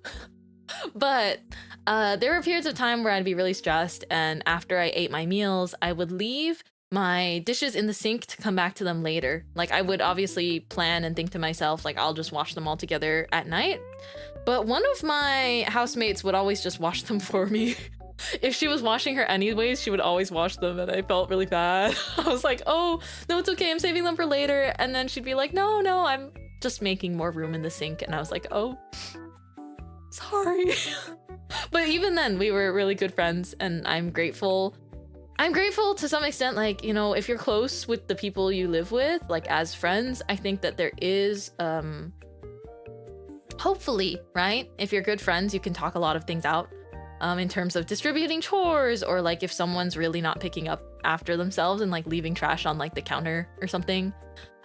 Those are things that can be like discussed without it becoming like a big deal. I think a big thing people get worried about with like roommates or housemates in general is confrontation, because it feels like once you confront a friend, it's like you're putting them on the spot.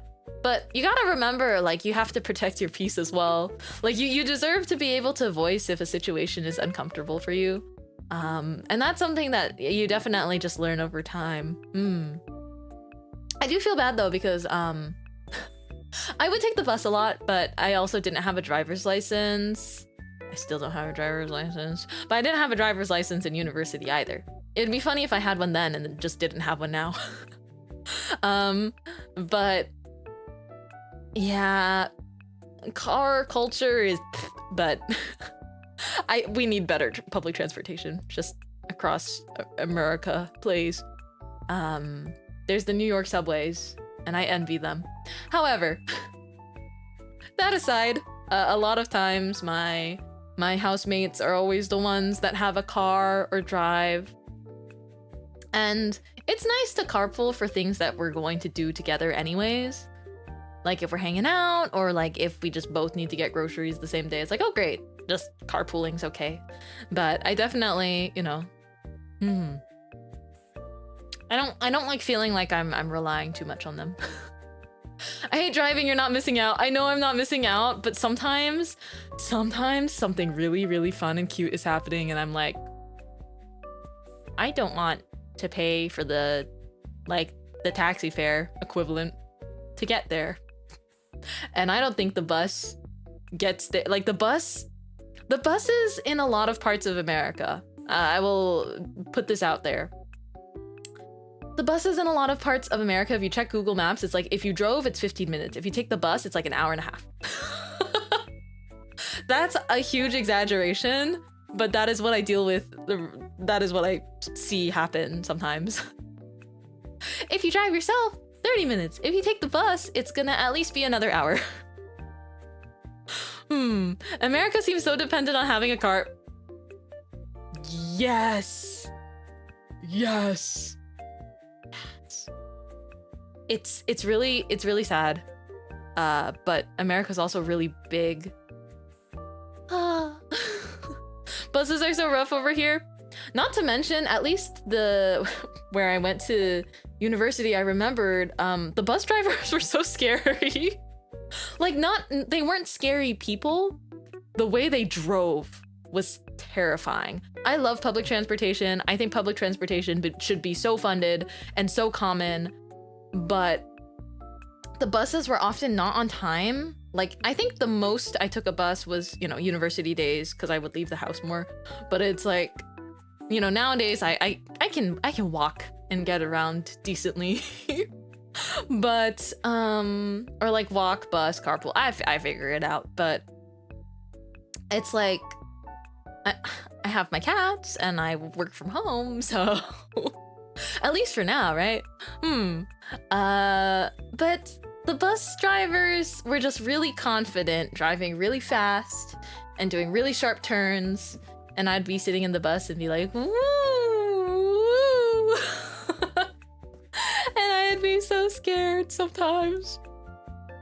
Like the meme of people like clutching the handlebars in the passenger seat of the car, like that's me in the public bus. And the bus only comes every 30 minutes, so if you miss it, you're done. Exactly. Also, sometimes the bus comes early. And if you look at the scheduled time, if the bus comes early, it also leaves early. It doesn't wait for the scheduled time. And so if you time everything perfectly to have like your shoes on, be out of the door, walk to the bus stop, and you're at the bus stop on time, sometimes you will just see the bus leaving into the distance and you have to wait for the next one. That's in 30 minutes. That happens here too. Also, I forgot to mention, I have so much fun in Kyoto. I did see earlier, you said hi from Kyoto, and I really loved Kyoto. It can be very crowded in the tourist-packed areas, but there are some really beautiful, quiet, and cozy little streets in Kyoto that you can just kind of politely walk around and explore, and I really liked Kyoto. The food. The food was so good.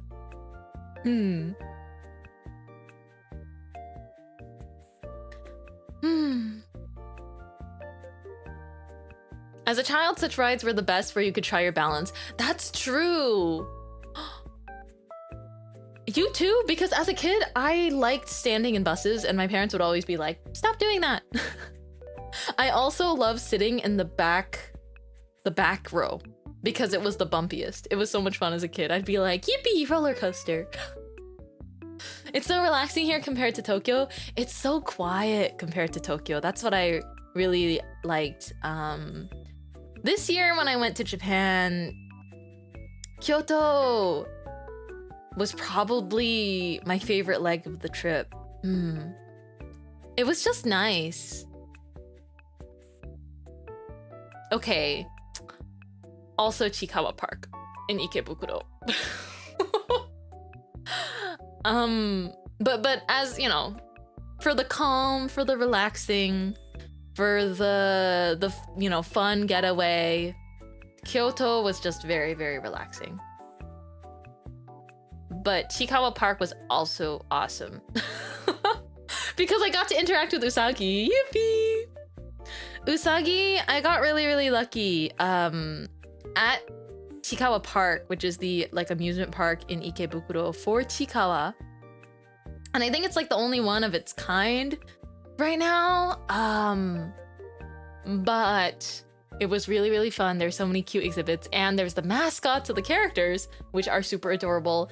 And I got to hug Chikawa and Hachiware because they only ever have 2 characters out at a time. But when I got to that portion, and they don't let you walk backwards, you're not allowed to go back in the exhibit. It's just to control the flow of traffic with how popular it is, and to prevent people from basically kind of squatting and waiting for a specific character, because they rotate out. But after hugging very fluffy and adorable Chikawa and Hachiware, they're so cute. The mascots, their little legs and hands, they wave little flags at you. They have little Chikawa Park flags, and they also hug you, and then the staff gets a photo for you. It's so cute. I went with friends. It was so memorable. But as we were leaving, they were switching out the mascots. And so Chikawa and Usagi like went back behind the curtain, and then I saw Usagi come out, and it wasn't very crowded, like there was no one there. So I kind of asked the staff really quickly, like if it would be okay for me to take a photo like of Usagi. They didn't allow me to get a photo with Usagi because I already got the ones with the 2 characters that were out. But then Usagi was like so hyper, so cute, and even did like a 360 spin. And then I spun back and the Usagi like kept spinning. I also brought my Usagi plushie to like a small Usagi plush that I got in Japan. I brought it to Chikawa Park, and so I showed it to Big Usagi, and like the Usagi mascot was like, oh my gosh, it's me. I mean, they can't speak, they just kind of like use their body language, but like I had such crazy cuteness aggression. Sniff. When Usagi showed up, I was like, oh, I'm gonna cry. That's my favorite right there. I love Chikawa and Hachiware though, so I'm glad I caught them, but it's like something about seeing your fave, you know? Your Chikawa Oshi. I think I can show you a photo from that time. I got videos too, but I think I will just show a photo. In the background, there's someone else that was getting their picture taken. Oh, I was so happy. I was so happy. Okay. I got a video of Usagi like interacting with me. It was just so, life could be a dream, you know? Here, let me get the photo from my phone onto here. Do do do do do do do do do do do do do do. Okay. Let's see. Let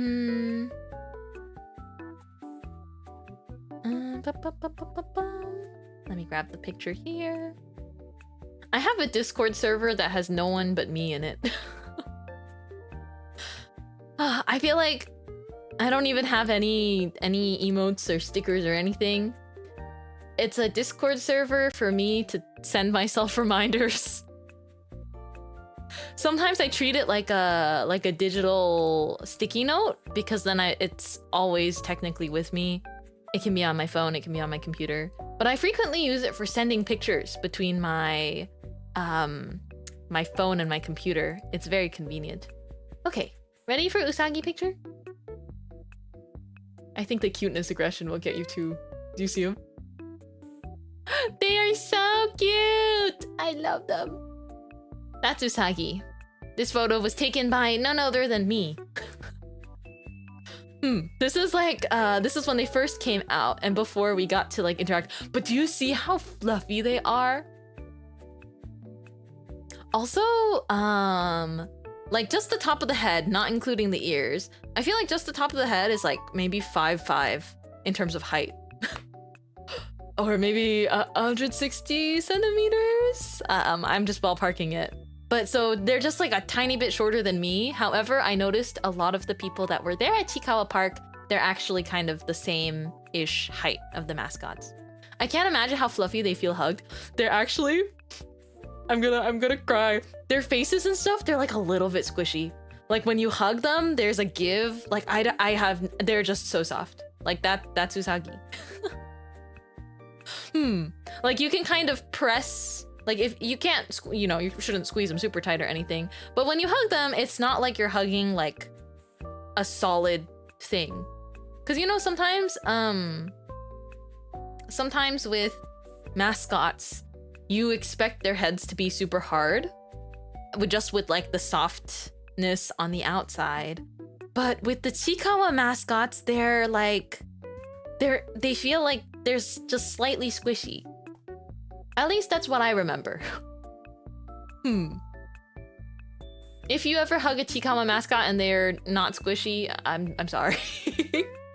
But I do recall getting to hug Hachiware's big head, and it was the most awesome thing I've ever done. Also because they hug back, but their arms are so short.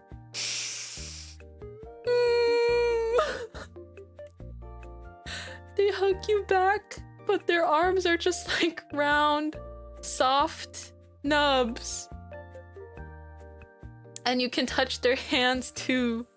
And they're just really, they're really soft. And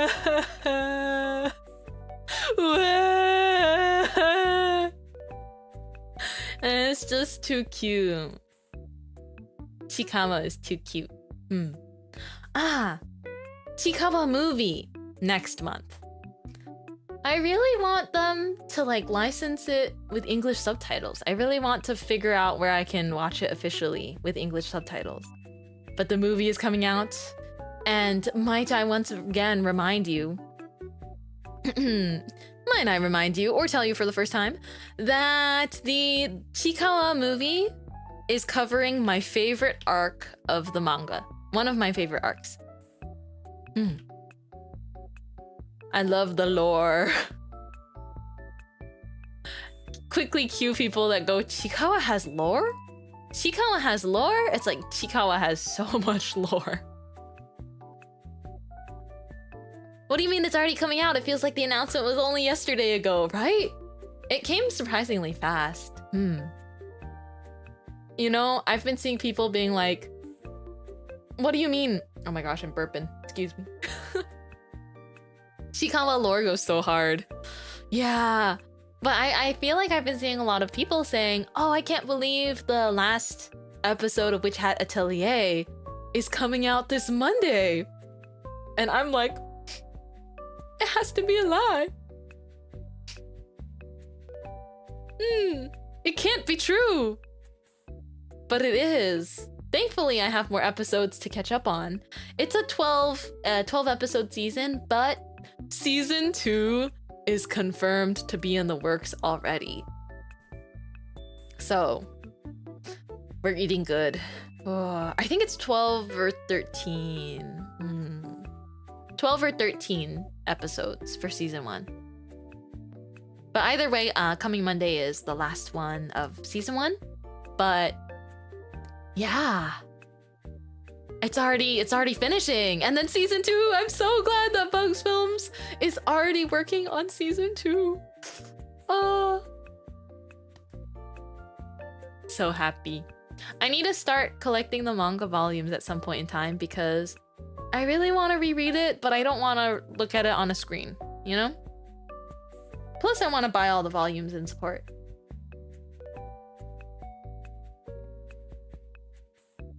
Shake your bangs, shake your bangs. I'll admit, this whole time, I've been looking at you and reading chat, and then I've been looking at my face and looking at all the stickers. I feel like I'm going to feel so bare without the stickers. Once I need to take them off, because it's probably good to take them off here and there. But I'm gonna feel so bare. I feel like this past anime season went by so fast. I think that we all need to slow down. I think summer is moving too quickly. It's moving too quickly, and it's like, is it a good thing because I've got a lot to do? Or I feel like it was just May 1st, but then I had that like sickness time skip. In fact, I can even find it in my journal, my Hobonichi Techno that I love very much. This year was my first year using a journal in this way. But in my journal, there's actually like a whole block of time where I wasn't journaling because I just felt so sick and tired. I wrote sickness time skip. Like the first day I was back to journaling, I started it off with, well, that was a sickness time skip. And I think I really felt it. Like I feel like I did not have early May. Like I just didn't experience early May. I feel like I blacked out and then I woke up and it was like May 25th. I think I'm satisfied. I watched a bunch of romance this season. Ooh. Very good. I'm satisfied as long as I have Witch Hat Atelier.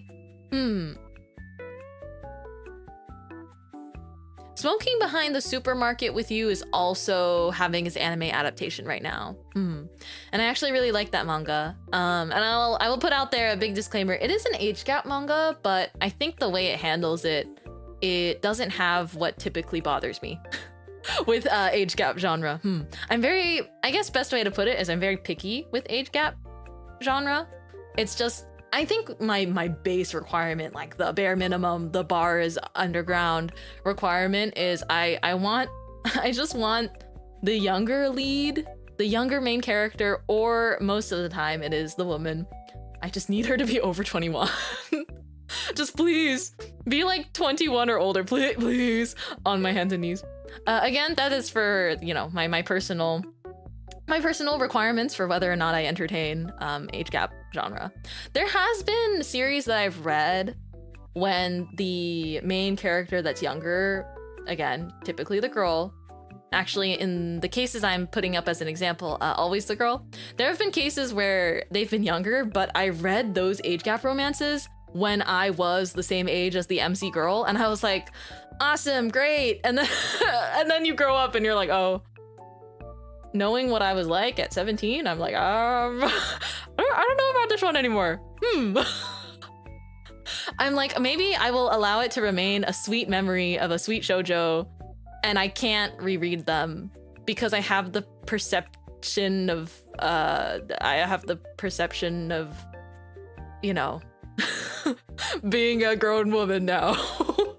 For lack of a better explanation. It's like, you know, even if it wasn't that long ago, it's like I can kind of remember being 17, and I'm like, that's kind of weird. When you grow up and you're like, oh, I don't know, I don't think I like this anymore. And that's okay, you know. I simply enjoyed reading it for the romance at the time, and I thought nothing of the ages that they slapped next to the character profile. It didn't make the dynamic weird then. But it's just, you know, nowadays I will be picky with the age gap romance. I will be like, please. It just depends on how it's handled. Again, I will say Smoking Behind the Supermarket with You is the first age gap romance I've read, I think, that I instantly really liked in terms of both the characters, the dynamics, and it's like, overall, it's like lighthearted comedy. And I'm really glad that she's 24. However, I did see a lot of people saying that watching it and reading it, because it's like so sweet and their relationship is very cute, and quite wholesome, actually. Their relationship's very wholesome.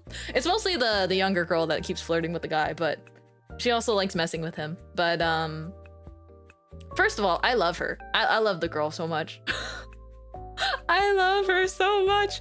But anyway, I think they have a very wholesome and like silly and really cute relationship.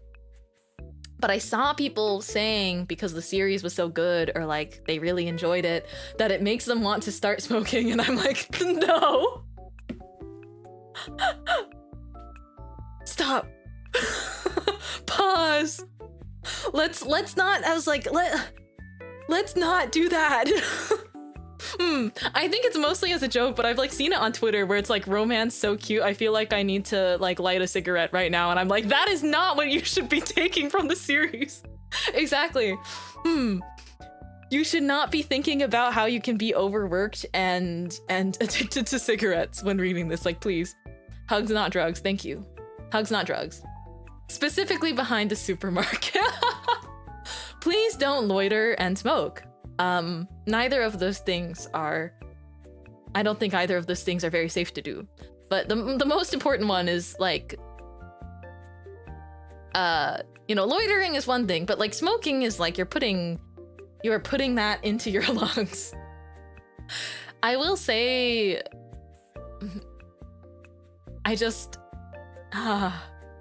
we need to phase out smoking like yesterday. This is purely my opinion. It's more so, how do I explain it? I'm very understanding of how difficult it is to break like a nicotine addiction if you are already someone that has been exposed to smoking. Let me just put that out there. I don't want to be like, oh my gosh, you smoke bad. Like, you are not bad if you are already in that habit, but I do think, as far as like new smokers go, I think it's so bad that they can just like sell you cigarettes, you know, and just be like, okay. Again, in manga though, because I'm not breathing the smoke. I will watch an anime and I'll read a manga where they smoke like every chapter and episode. It becomes worse with vaping too. Yes. The problem with vaping is I think I just get very heated at the industry that makes money from this, because they know that it's addictive, and they know that when you are when you're trying to curb the substances, they know that your body is going to be experience the withdrawals. And it feels like such an awful way to like take advantage of human biology, where it's like, as soon as you are dependent on something, you're going to keep being dependent on it, and it feels terrible to quit. I have never smoked in my life, mostly because that's been hammered into my brain for way too long from way too young.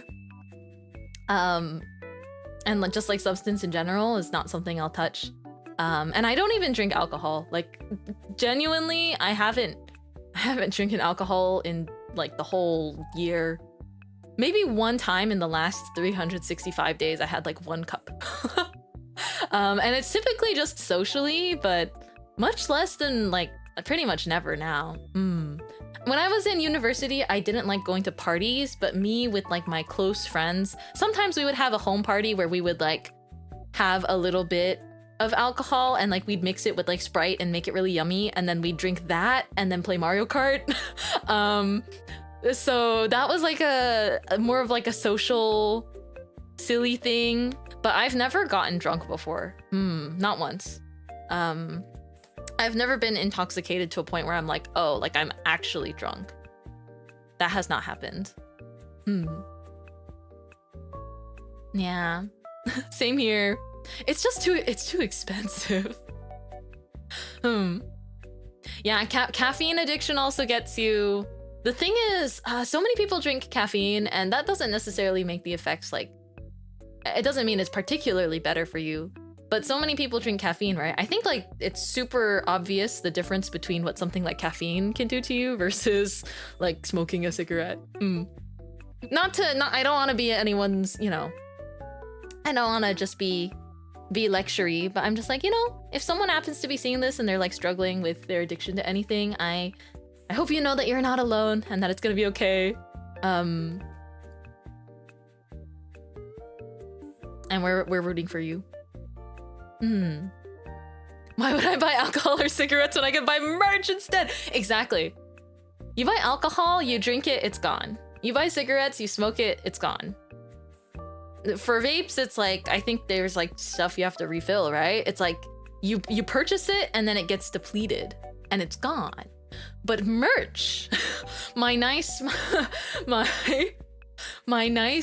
displayable thingamabob, or my nice wearable shirt, oh my gosh, that's forever. And then I can have ice soup next week, or yummy food. That's true, I love food. Food is the best thing ever. I love food so much. In the lessons of my favorite manga, Dungeon Meshi, eating is a real privilege. Yeah, enjoying food is a real privilege. Being able to, because it is exclusively something Dungeon Meshi goes into a lot, which I love just as a theme, is that it is exclusively a privilege of us who are living in the here and now to eat and to enjoy food, to have food, appreciating ingredients, appreciating where they come from. Like, actually a lot of Dungeon Meshi is about that. Equally, I think it's like equally important to the fantasy. It's like respect, just respecting food. Oh wow, I didn't know that. I think, oh man, I knew of, I think, situations where like in high school, no, not in high school. Just kidding. Yes, in high school. I knew that some people had like picked up cigarettes and would sneak them into the bathrooms. I didn't know these people personally, but like, word gets around. Word gets around that there's a specific bathroom on campus that you should never enter because it always smells like smoke. And that was really, really rare. But I do think, unfortunately, where I went, in my memory, it's like I went to high school and it was really academically demanding of its students. I remember knowing that pressure really well.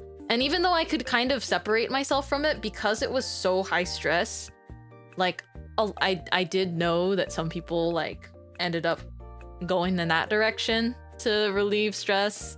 And then like, you know, obviously hides it from school faculty, hides it from their parents.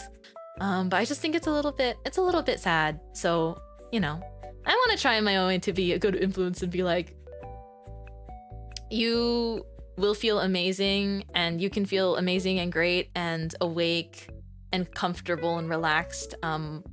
Particularly, hopefully without nicotine, you know? Yeah. But it is, again, very, very difficult if you're already in that situation. So I think there's always got to be room for just like gentleness and understanding. Yeah. I happened to enter such a bathroom in your first year of high school. Oh, what? You got locked in there? Wait, that's just bullying, isn't it? Oh my goodness. I'm glad you climbed out safely, but that's terrible. Oh my gosh. I'm sorry that happened to you.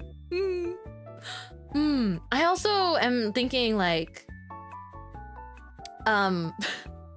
this is kind of a tangent, but okay, maybe this is not a lighter topic, but someone really liked lighting things on fire when I was in high school.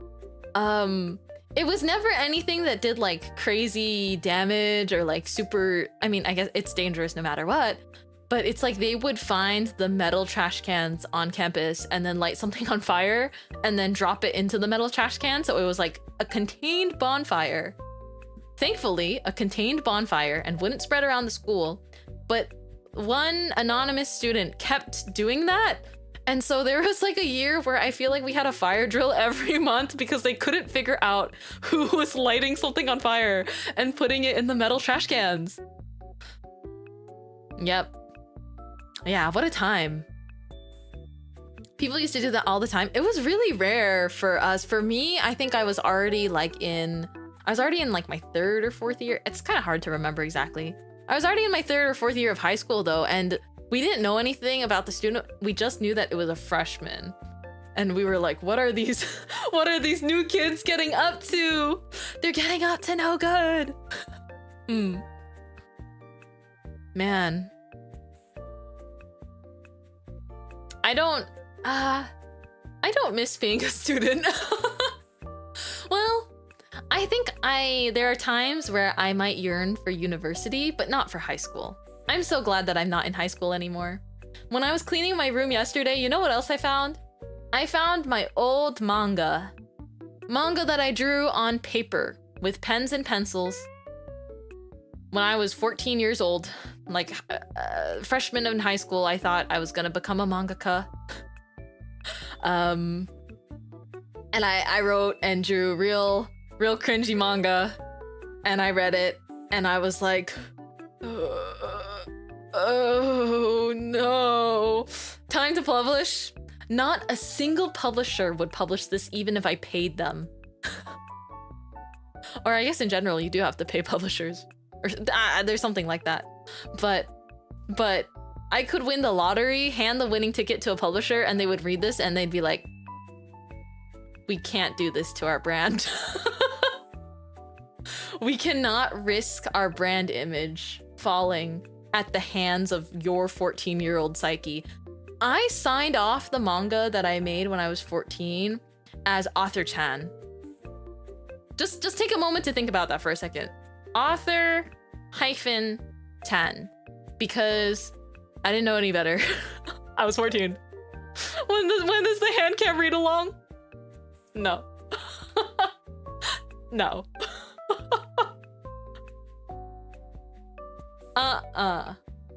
That's cute. I think it's like if you read the rest of like they were very short. If you read the rest of the 8-page manga, and yes, they were romance, and yes, they were very cringy.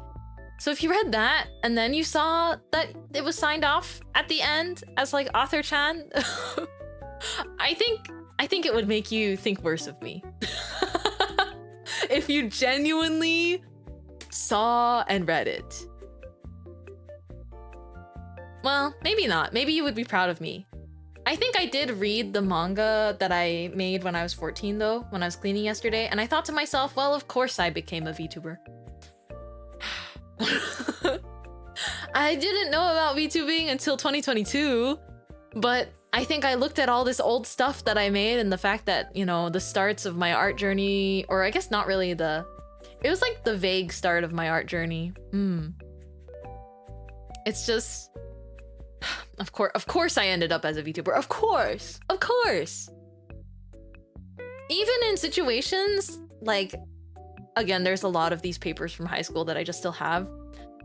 In other things, I also had like signed off like with the honorific Chan on my name, and it was just like so, it's the most 14-year-old thing ever. It was, it hurts just a little bit. But again, now I'm a VTuber. I'm very, very well adjusted. Very, very well adjusted to general society. I promise. I try. I think I can. The thing is, I'm really good at acting normal, like all the time. But when I'm in the comfort of my own space and everything, that's when I can talk about all the weird things that I like. Or not even, it's not weird to like things. And the things that I like aren't particularly weird. They're just niche. They're specific. I get to be abnormally talkative about the things I like. How about that? I mean, it's of Tumblr quality though, right? No. I never posted these mangas anywhere. That's me at work. Yeah, you know, we all wear different hats. In fact, for me, it like changes depending on the friend group I'm with. And I don't mean for the shift to be that intense. But for instance, if I'm with my brunch friends, I'm kind of one way. But then I feel like when I'm with my friends that are also content creators and know how I am like here on stream, then I'm like completely a different way, because I guess I'm a lot more unfiltered and a little louder, you know?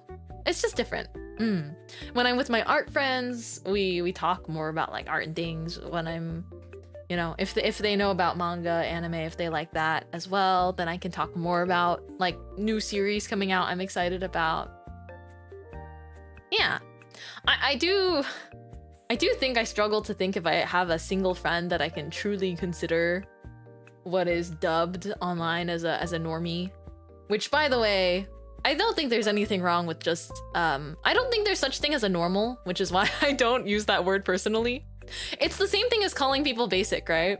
I understand exactly what people are alluding to when they talk about that. Like, technically it's become synonymous with someone that does not engage in like, I think more specifically anime, manga, or VTuber adjacent pop culture.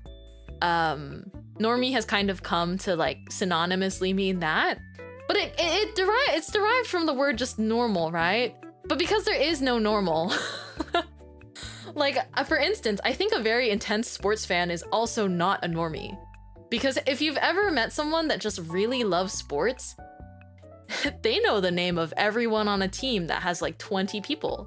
And they also know their stats for whatever season sport it is. And a lot of times they're math nerds too, because they can calculate the probability of the team that they like making it to the finals. And I'm like, you're a nerd! Just like me! You're just a different type! I've been watching a lot of baseball lately. I love baseball. Sometimes it's on TV channel. I don't have cable, but I do have some like free channels, and if there is baseball, I watch baseball. I think it's like I specifically love the chatter of baseball commentators. I was not like, I think growing up, as far as sports go, we would watch the Super Bowl for the halftime. And the ads were fun. And my dad liked basketball because he used to play basketball. I guess my first manga being Slam Dunk does add up now. But my dad used to like playing basketball, like with friends in college in Asia. And so he'd talk about that. He taught us to play basketball when we were small, although I didn't love it that much because I was not super good. Dribbling the ball and running at the same time was just a lot for my clumsy, flimsy body. But I really do love baseball commentary, because when the game is going slowly, they just kind of start talking about what's in their fridge. If you've never seen a baseball game before, I started watching baseball maybe like 2 years ago, like occasionally, but right now baseball is in season. And baseball season is long. It's like many months long because there's so many teams and stuff. But I just kind of love that it's like, they'll talk about the players and things and it's just like nice noise in the background. But then they just start being like, oh yeah, like my wife did this the other day and it was pretty cool. Or like, oh, my kids are getting into this lately. And it's just like, I don't know. It feels like you're hearing, it's similar to the walla that happens at like, I guess, a larger family potluck, where you don't have to participate in the conversation, but it's kind of interesting. So you just like listen to what the grown-ups are talking about. That's what it feels like. And I think that's why it makes me feel so cozy. It is just a conversation that I don't have to participate in. And especially if I'm like cooking or doing something in the background, it's cool because it's like, oh, they're commentating and then you hear the baseball. There's someone on like a live organ, I found out. Love that guy. I hope he loves his job. Or I hope they love their job, or I hope she loves her job. But there is someone, like at the in-person stadiums, a lot of them have someone doing the music jingles live. So that means they're watching the game, and then when something exciting happens, or like when they're trying to hype up the crowd, when like someone's going up to bat, you hear like the, sometimes you hear like the little jingles. I'm trying to think of one off the top of my head. Da da da da da da da na na na na na na na na. That's from a game. Oh no! It's because I'm a game nerd. I can only think of the game. Da da da da da da da da da. What game is that from? Is it from Zelda or Mario? Quick. Is it from Breath of the Wild or is it from Super Mario Bros? I'm blanking on where my brain pulled that out from.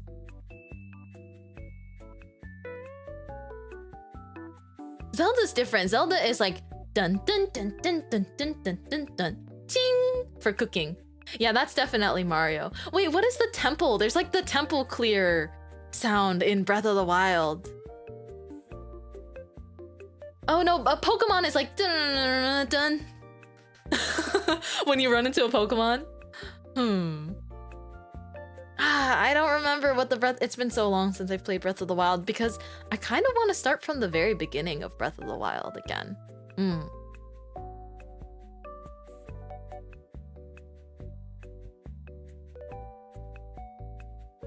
I remember when the longtime Dodgers commentator many years ago introduced two pitchers in that game who would become Hall of Famers for their first game. He ended it with anyways about heterochromia. See, this is why I like baseball commentary.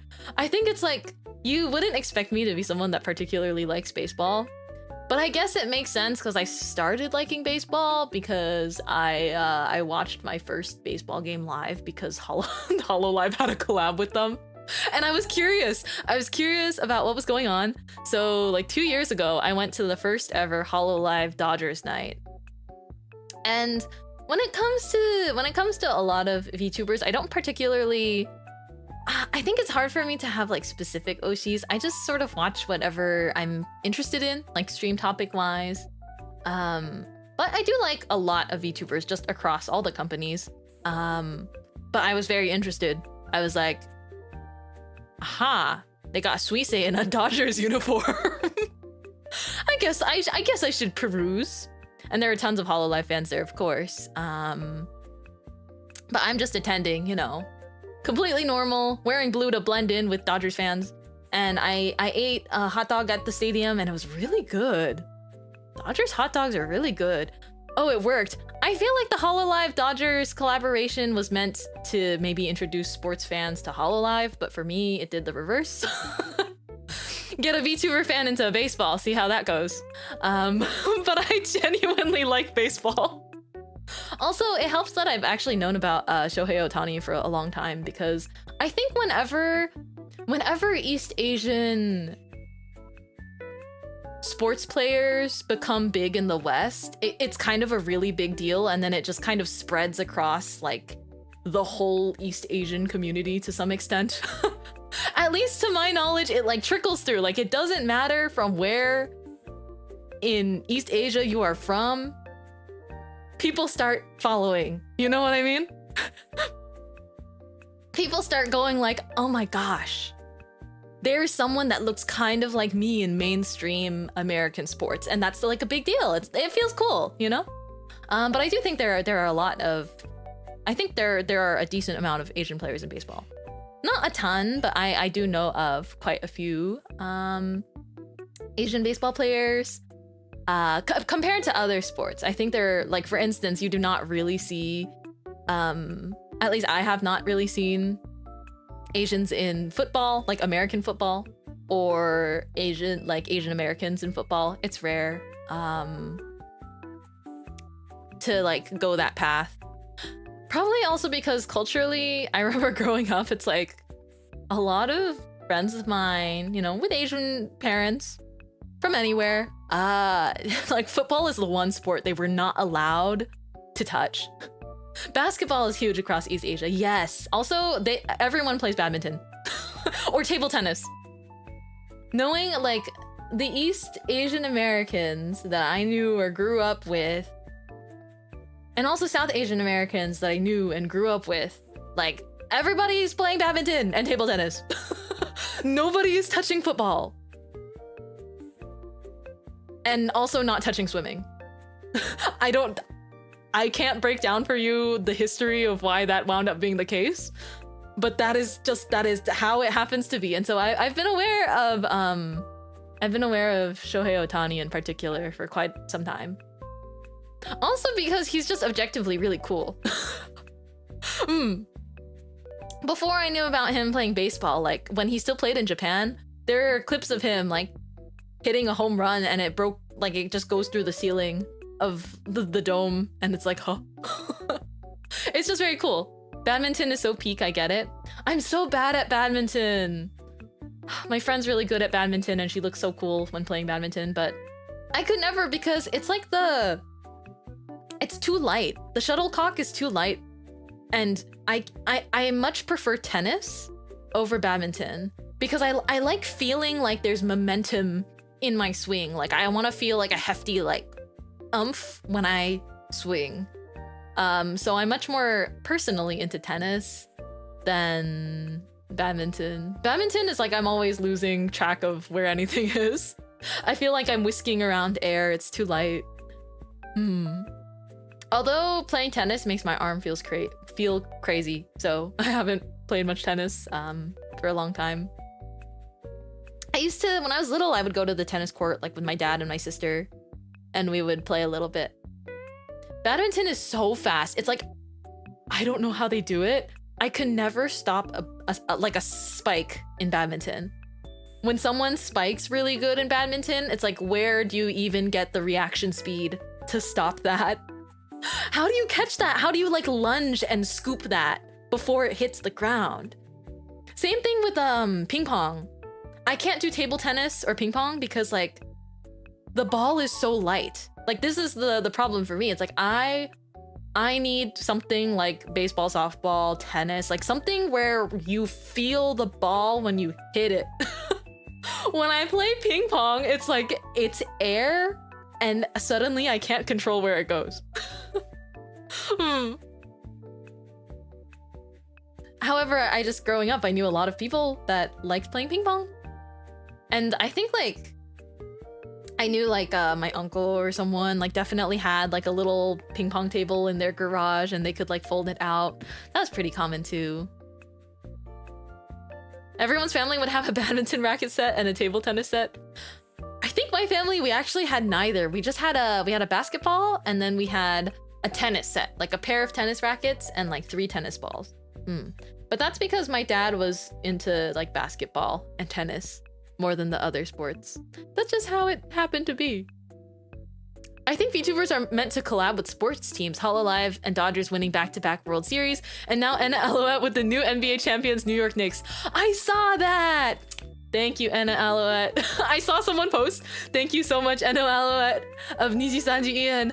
The Knicks have finally won after like 20 years or something. Yes! It's because she sings so good. I will say the HoloLive Dodgers game that I watched, like that game was so cool. Like the reason it got me into baseball, they were losing, like the home team, the Dodgers were losing. And then there was like this incredible comeback towards the end, and it was like really cinematic. It was a really solid first game to ever see. And that's why I'm like, oh, you know, sometimes baseball games, they're really boring. However, that's what the commentators are there for. They'll start talking about, you know, the most random little fun facts that they just like have. And I like to hear it. It's very fun. First championship in 53 years? Oh my goodness. Badminton and ping pong are like sports where you have to imagine the DBD calibration check, except you have to get it down to the millimeter. That must be why I can't do it. It's hard. I know people that are really into table tennis though.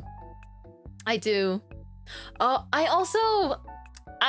don't know them super personally, but I kind of have like, there are friends of friends that are a bit older than me that are very into pickleball. And then I can only think of Ellen and whatever girl, pickleball. Whatever girl, pickleball. And that picture of Ellen, like super happy. That's all I can think of. When I was younger, I was playing with family and my stepdad went to spike the birdie so hard the racket slipped out of his hand and landed on the roof of the neighboring bank. Oh my goodness. What a story. I love that tweet. It's so funny. Oh my goodness. I just like cracked my back. That felt so interesting. That felt so nice. I like did nothing. I rolled my shoulders back and like my whole spine just like compressed and cracked all together. That felt so nice. Oh my goodness. Let me see if I can crack my back. Ooh, satisfying. I have no idea if you could hear that. I'm really good at cracking my own back. Part-time chiropractor. I wouldn't trust myself being a chiropractor. Anyways, back to my double screen at work in watching Mintmai and World Cup. Gamba work! I haven't been watching the World Cup because I think it's cool, but I think I might, I did see clips. Like, I'll watch clips of the World Cup. I think soccer, it just moves really fast and I'm not used to watching it. So, yeah. I knew people were really, you know, everyone whose team won, like I see clips of people celebrating like crazy, just out on the streets and cities, like people celebrating. It's great to see people so happy, you know? Because, you know, stuff is hard. Life is hard. Things are really tough. But it feels nice that there can be, you know, just anything that brings such a smile to people's faces. Going to a legit chiropractor is pretty worth it if you can afford it. I think right now, if I needed to spend the money, I would rather go to a masseuse than a chiropractor. I also yearn for a visit at the chiropractor though. I'm scared of what it might do to my neck. However, I think I need a massage like so much more than I need to have my like joints cracked. Also, I do this pretty interesting thing where if I slide off my chair like a worm, like if I slide myself down, I can actually crack my back doing that and it feels very nice. Time to train the cats. No, they have claws. I just clipped their claws the other day. They hate getting their claws clipped. Like I spoil them so much. They just, ever since they were kittens, they hate having their paws squished. Even though their paw beans are so cute. They all do not like getting their paws clipped, so I have to bribe them with True. And the way I clip their nails is I swaddle them, like I hug them like a little baby. And then with one hand, I'm basically breastfeeding them, but with a True. Like I got one hand that's like manipulating the tube of True to like slowly feed it. And the other hand, I gotta like just squeeze. And then once they're satisfied with some True, then I pause, quick clip, and then more True. Like I literally have to like baby bottle feed them. Your cat's being professional and needing dough soon. Actually, my cats do make biscuits on me. They like making biscuits either like if I'm laying down and ready for bed, they might make biscuits on me. Or they'll make biscuits like on my lap sometimes. They're so spoiled. They're so spoiled. You know, I'm not feeding them like raw egg yolk or anything because I'm not I see people do that with their cats sometimes, which is fine. I'm just not convinced personally. I guess it's just I trust that cat food has what it needs for them inside there. I'm not giving them raw eggs or like anything like that. People do that. Yeah. People feed their cats really like sometimes people feed their cats like prepared meals. OMG, these TikToks where I get where people's pets eat better than I do. Yes. But whenever I see that, I'm like, well, you're filming it and posting it. So I'm partially convinced that those cats don't eat like that every day. I honestly think if I fed my cats like that, they would have like instant IBS. One of my cats already has IBS, and so he gets special food. He had IBS since he was a little tiny little baby, and then I'd have to shower him. And it was so sad because he's super fluffy. But then he had IBS, and so he'd like, you know, he'd make a mess, and then I would scoop him up because he was small enough for me to hold in one hand. Then he was like 2 pounds when I got him. He was such a little baby with his sister. So this kitten, I would bathe him. I got a bucket and I filled it with like warm soapy water and I hand washed his bum. And he was very small and he was very soft and he would scream.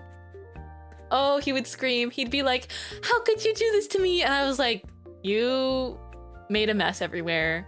And it's not your fault that your tummy hurt." But that was like a very stressful initial time. But I quickly figured out that it was because his sibling, like his biological sister, could eat all of the food just fine. And then my other, you know, my first cat also adjusted to food, you know, perfectly well. But it was just him. And then I found out that he just is kind of sensitive or like maybe a little bit allergic to some things. Some cats are allergic to fish and turkey. Like some cats, even though they sell cat food that's like tuna, salmon, turkey, beef, they can have an allergy to turkey or even fish and things like that. So I realized quickly that there is a special brand of cat food that I give him that has like probiotics, and it's also like chicken only, and he's the only one that gets that food. And he eats it every day as if he's never tasted it before. He's like, "Oh, this is so good. Oh, this is so good." I'll never get tired of seeing my cats eat. When I feed them, particularly when I feed them wet food in the evenings, they pretend that it's just the most gourmet thing that they've ever eaten. And I'm like, oh, that makes me so happy. You've never eaten this flavor before, even though you have like a billion times. But now that he's so big, the very same cat with IBS, he's such a big cat, like 13 pounds. I cannot wash him anymore. Oh, but when he was little and I washed him, he was so tiny. And then his fur is like really fluffy, and so he'd be like all sopping wet and it'd like be stuck to him. And I'd be like, "No, I can't let you back outside of the bathroom, like dripping water like that. You're gonna get a cold with all of your fur stuck to your sides." And so I would towel dry him as well as I could, and he would complain. And the thing he hated the most was the hair dryer. But I had to, because I don't have like a cat fur hair dryer. And I honestly haven't needed one at all since he stopped, you know, having IBS problems. But when he was puny and he was 2 pounds, can you imagine me holding a cat that like fits in one of my hands? Super fluffy, 2 pounds, and it's like just the lower half of him is like wet because I wash him without trying to get like his head wet. And then I have to take a hairdryer and I put it on like the lowest warm setting because the cold setting is gonna feel too cold for him. I put it on the lowest warm setting and I start blow drying, but he hated the sound. So he'd be like, I would be blow drying, you would hear like the, you know, the very loud sound of the hairdryer. And then you would just hear the cat going like, he would just meow as loud as he could because he was trying to be louder than the hairdryer to let me know that he didn't like it. But I would just have to get it over with, and I did that multiple times. especially the first month I had the new kittens. I was doing that pretty often. Thankfully though, it was okay. Except for there was one time when he was a baby still, I was having spicy Korean soup and he jumped right into it and he got his front paws like in the hot, like the really bright red. Again, this is spicy Korean soup. It's got that gochujang red baked in. He soaked his front paws in it and I had to like clean his paws as well as I could. But you can't get all the oil out of there. Like, as hard as you might try, there's still gonna be some of that orangey red oil baked in there. And so he can do the detail work and he cleaned it off himself and then he like immediately had toilet troubles that night.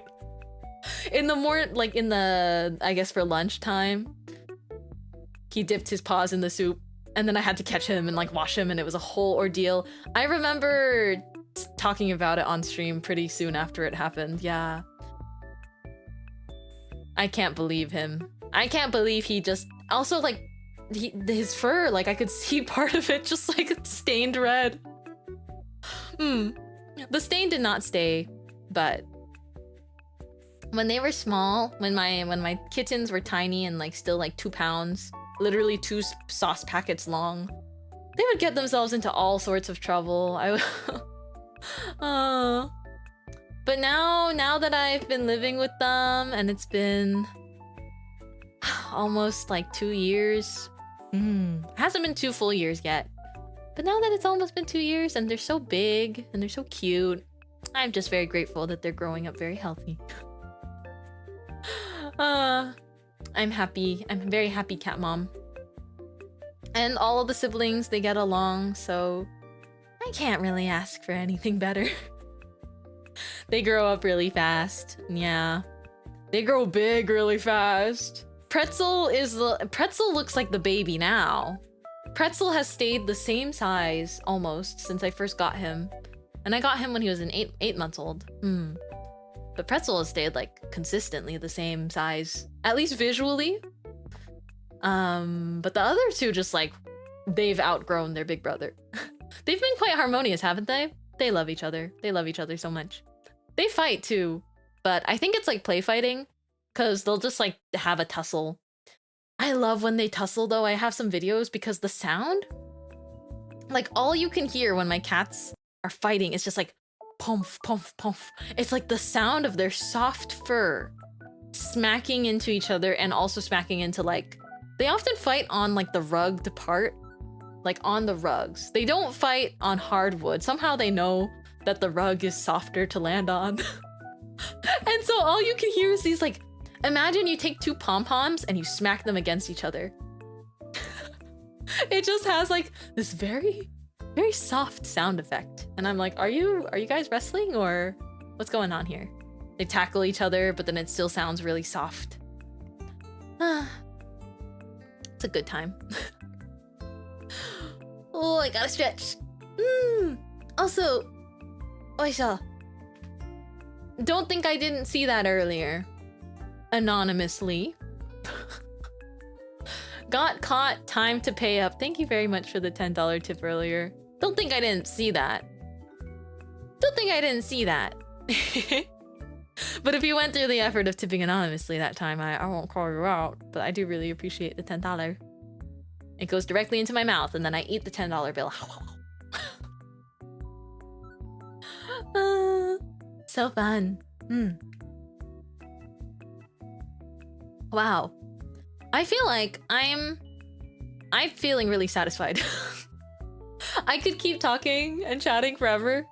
But I've also got some work to do, and I'll be back on Friday for sticker deco, and for Membuns, I'll see you tomorrow for Nintendo Direct watch along. It'll be a chill time, yeah. But for everybody, I can't wait to see you on Friday for sticker deco, and I can't wait to see you on Sunday for either collab or art. Again, I just want to finalize the scheduling. Yeah. But you'll know what happens once the waiting room is put up. I'll keep you updated on Twitter, as always, or on YouTube. Thank you for stream. Thank you for stream. Thank you for coming. Thank you if it's your first time here, second time. 5th, 10th, 12th, 100th, 5,000th time being here. Thank you very much. And thank you, City Potions. Thank you for your 7-month membership. I really appreciate it. Oh my, we have a few refreshes, eh? Wow, I already gifted the free memberships today. I just checked. I already gifted free memberships earlier this month. YouTube won't let me give more. But thank you. Thank you so much for the 7 months. I do appreciate it very, very much. Your support is never glossed over. Alex, thank you so much for a whole year of toasted membon. Thank you, thank you. I appreciate it so much. And a whole year is like that. A whole year is a whole year. That's a lot of time. I hope you have a good week too. Thank you. First time chatter here. Thanks, first time chatter. 7 whole months for Sully. Thank you, Sully. Yeah, you're definitely a first time chatter, but just happens to have a 7-month membership. You've just been winning the membership gacha this whole time, actually. I've never seen you in my chat before, ever. All right, Carrie Lotsmith. Thank you, Kyle, for 12-month membership. I know on YouTube it's really subtle, like the bubble to send your monthly message. I think what happens is it glows, or there's kind of like a highlight on it that goes like shing if it's reminding you that you can send one. But sometimes it does that for other things. I like that it's subtle though. But I also do want to thank everyone for their continuous support. Thank you very much, Kyle, as well, for the whole year of membership. 12 months makes a year. You know what's great about 12 months? That's a dozen. And bakers like dozens. We bake things in dozens. We offer something called the baker's dozen, which is actually 13. And that's awesome. I'm happy. I hope you're happy too. Genki desu. Thank you so much for watching the stream again. Let me just check that my grammar is correct on this. I learned something new that I can say as well in Japanese as well. I think it is 配信を見てくれてありがとう。Thank you for watching the stream. Thank you for, always just being so kind. I hope you continue to carry that kindness, extend it to yourself, etc. Thank you, Alex, for 5 gifted memberships. I really appreciate it. Thank you for the support. Please always take care of yourselves first and foremost. But it's always a pleasure to see you. I've been dragging out this outro because we keep getting notifications, and also because I don't want to go. I don't want to go, but I should go. I should go so that I can see you again next time with full energy. So I'll see you on Friday. Yippee! Or tomorrow if you're gifted a membership or have a membership. And once more, yippee! We're getting overtime, right? About that.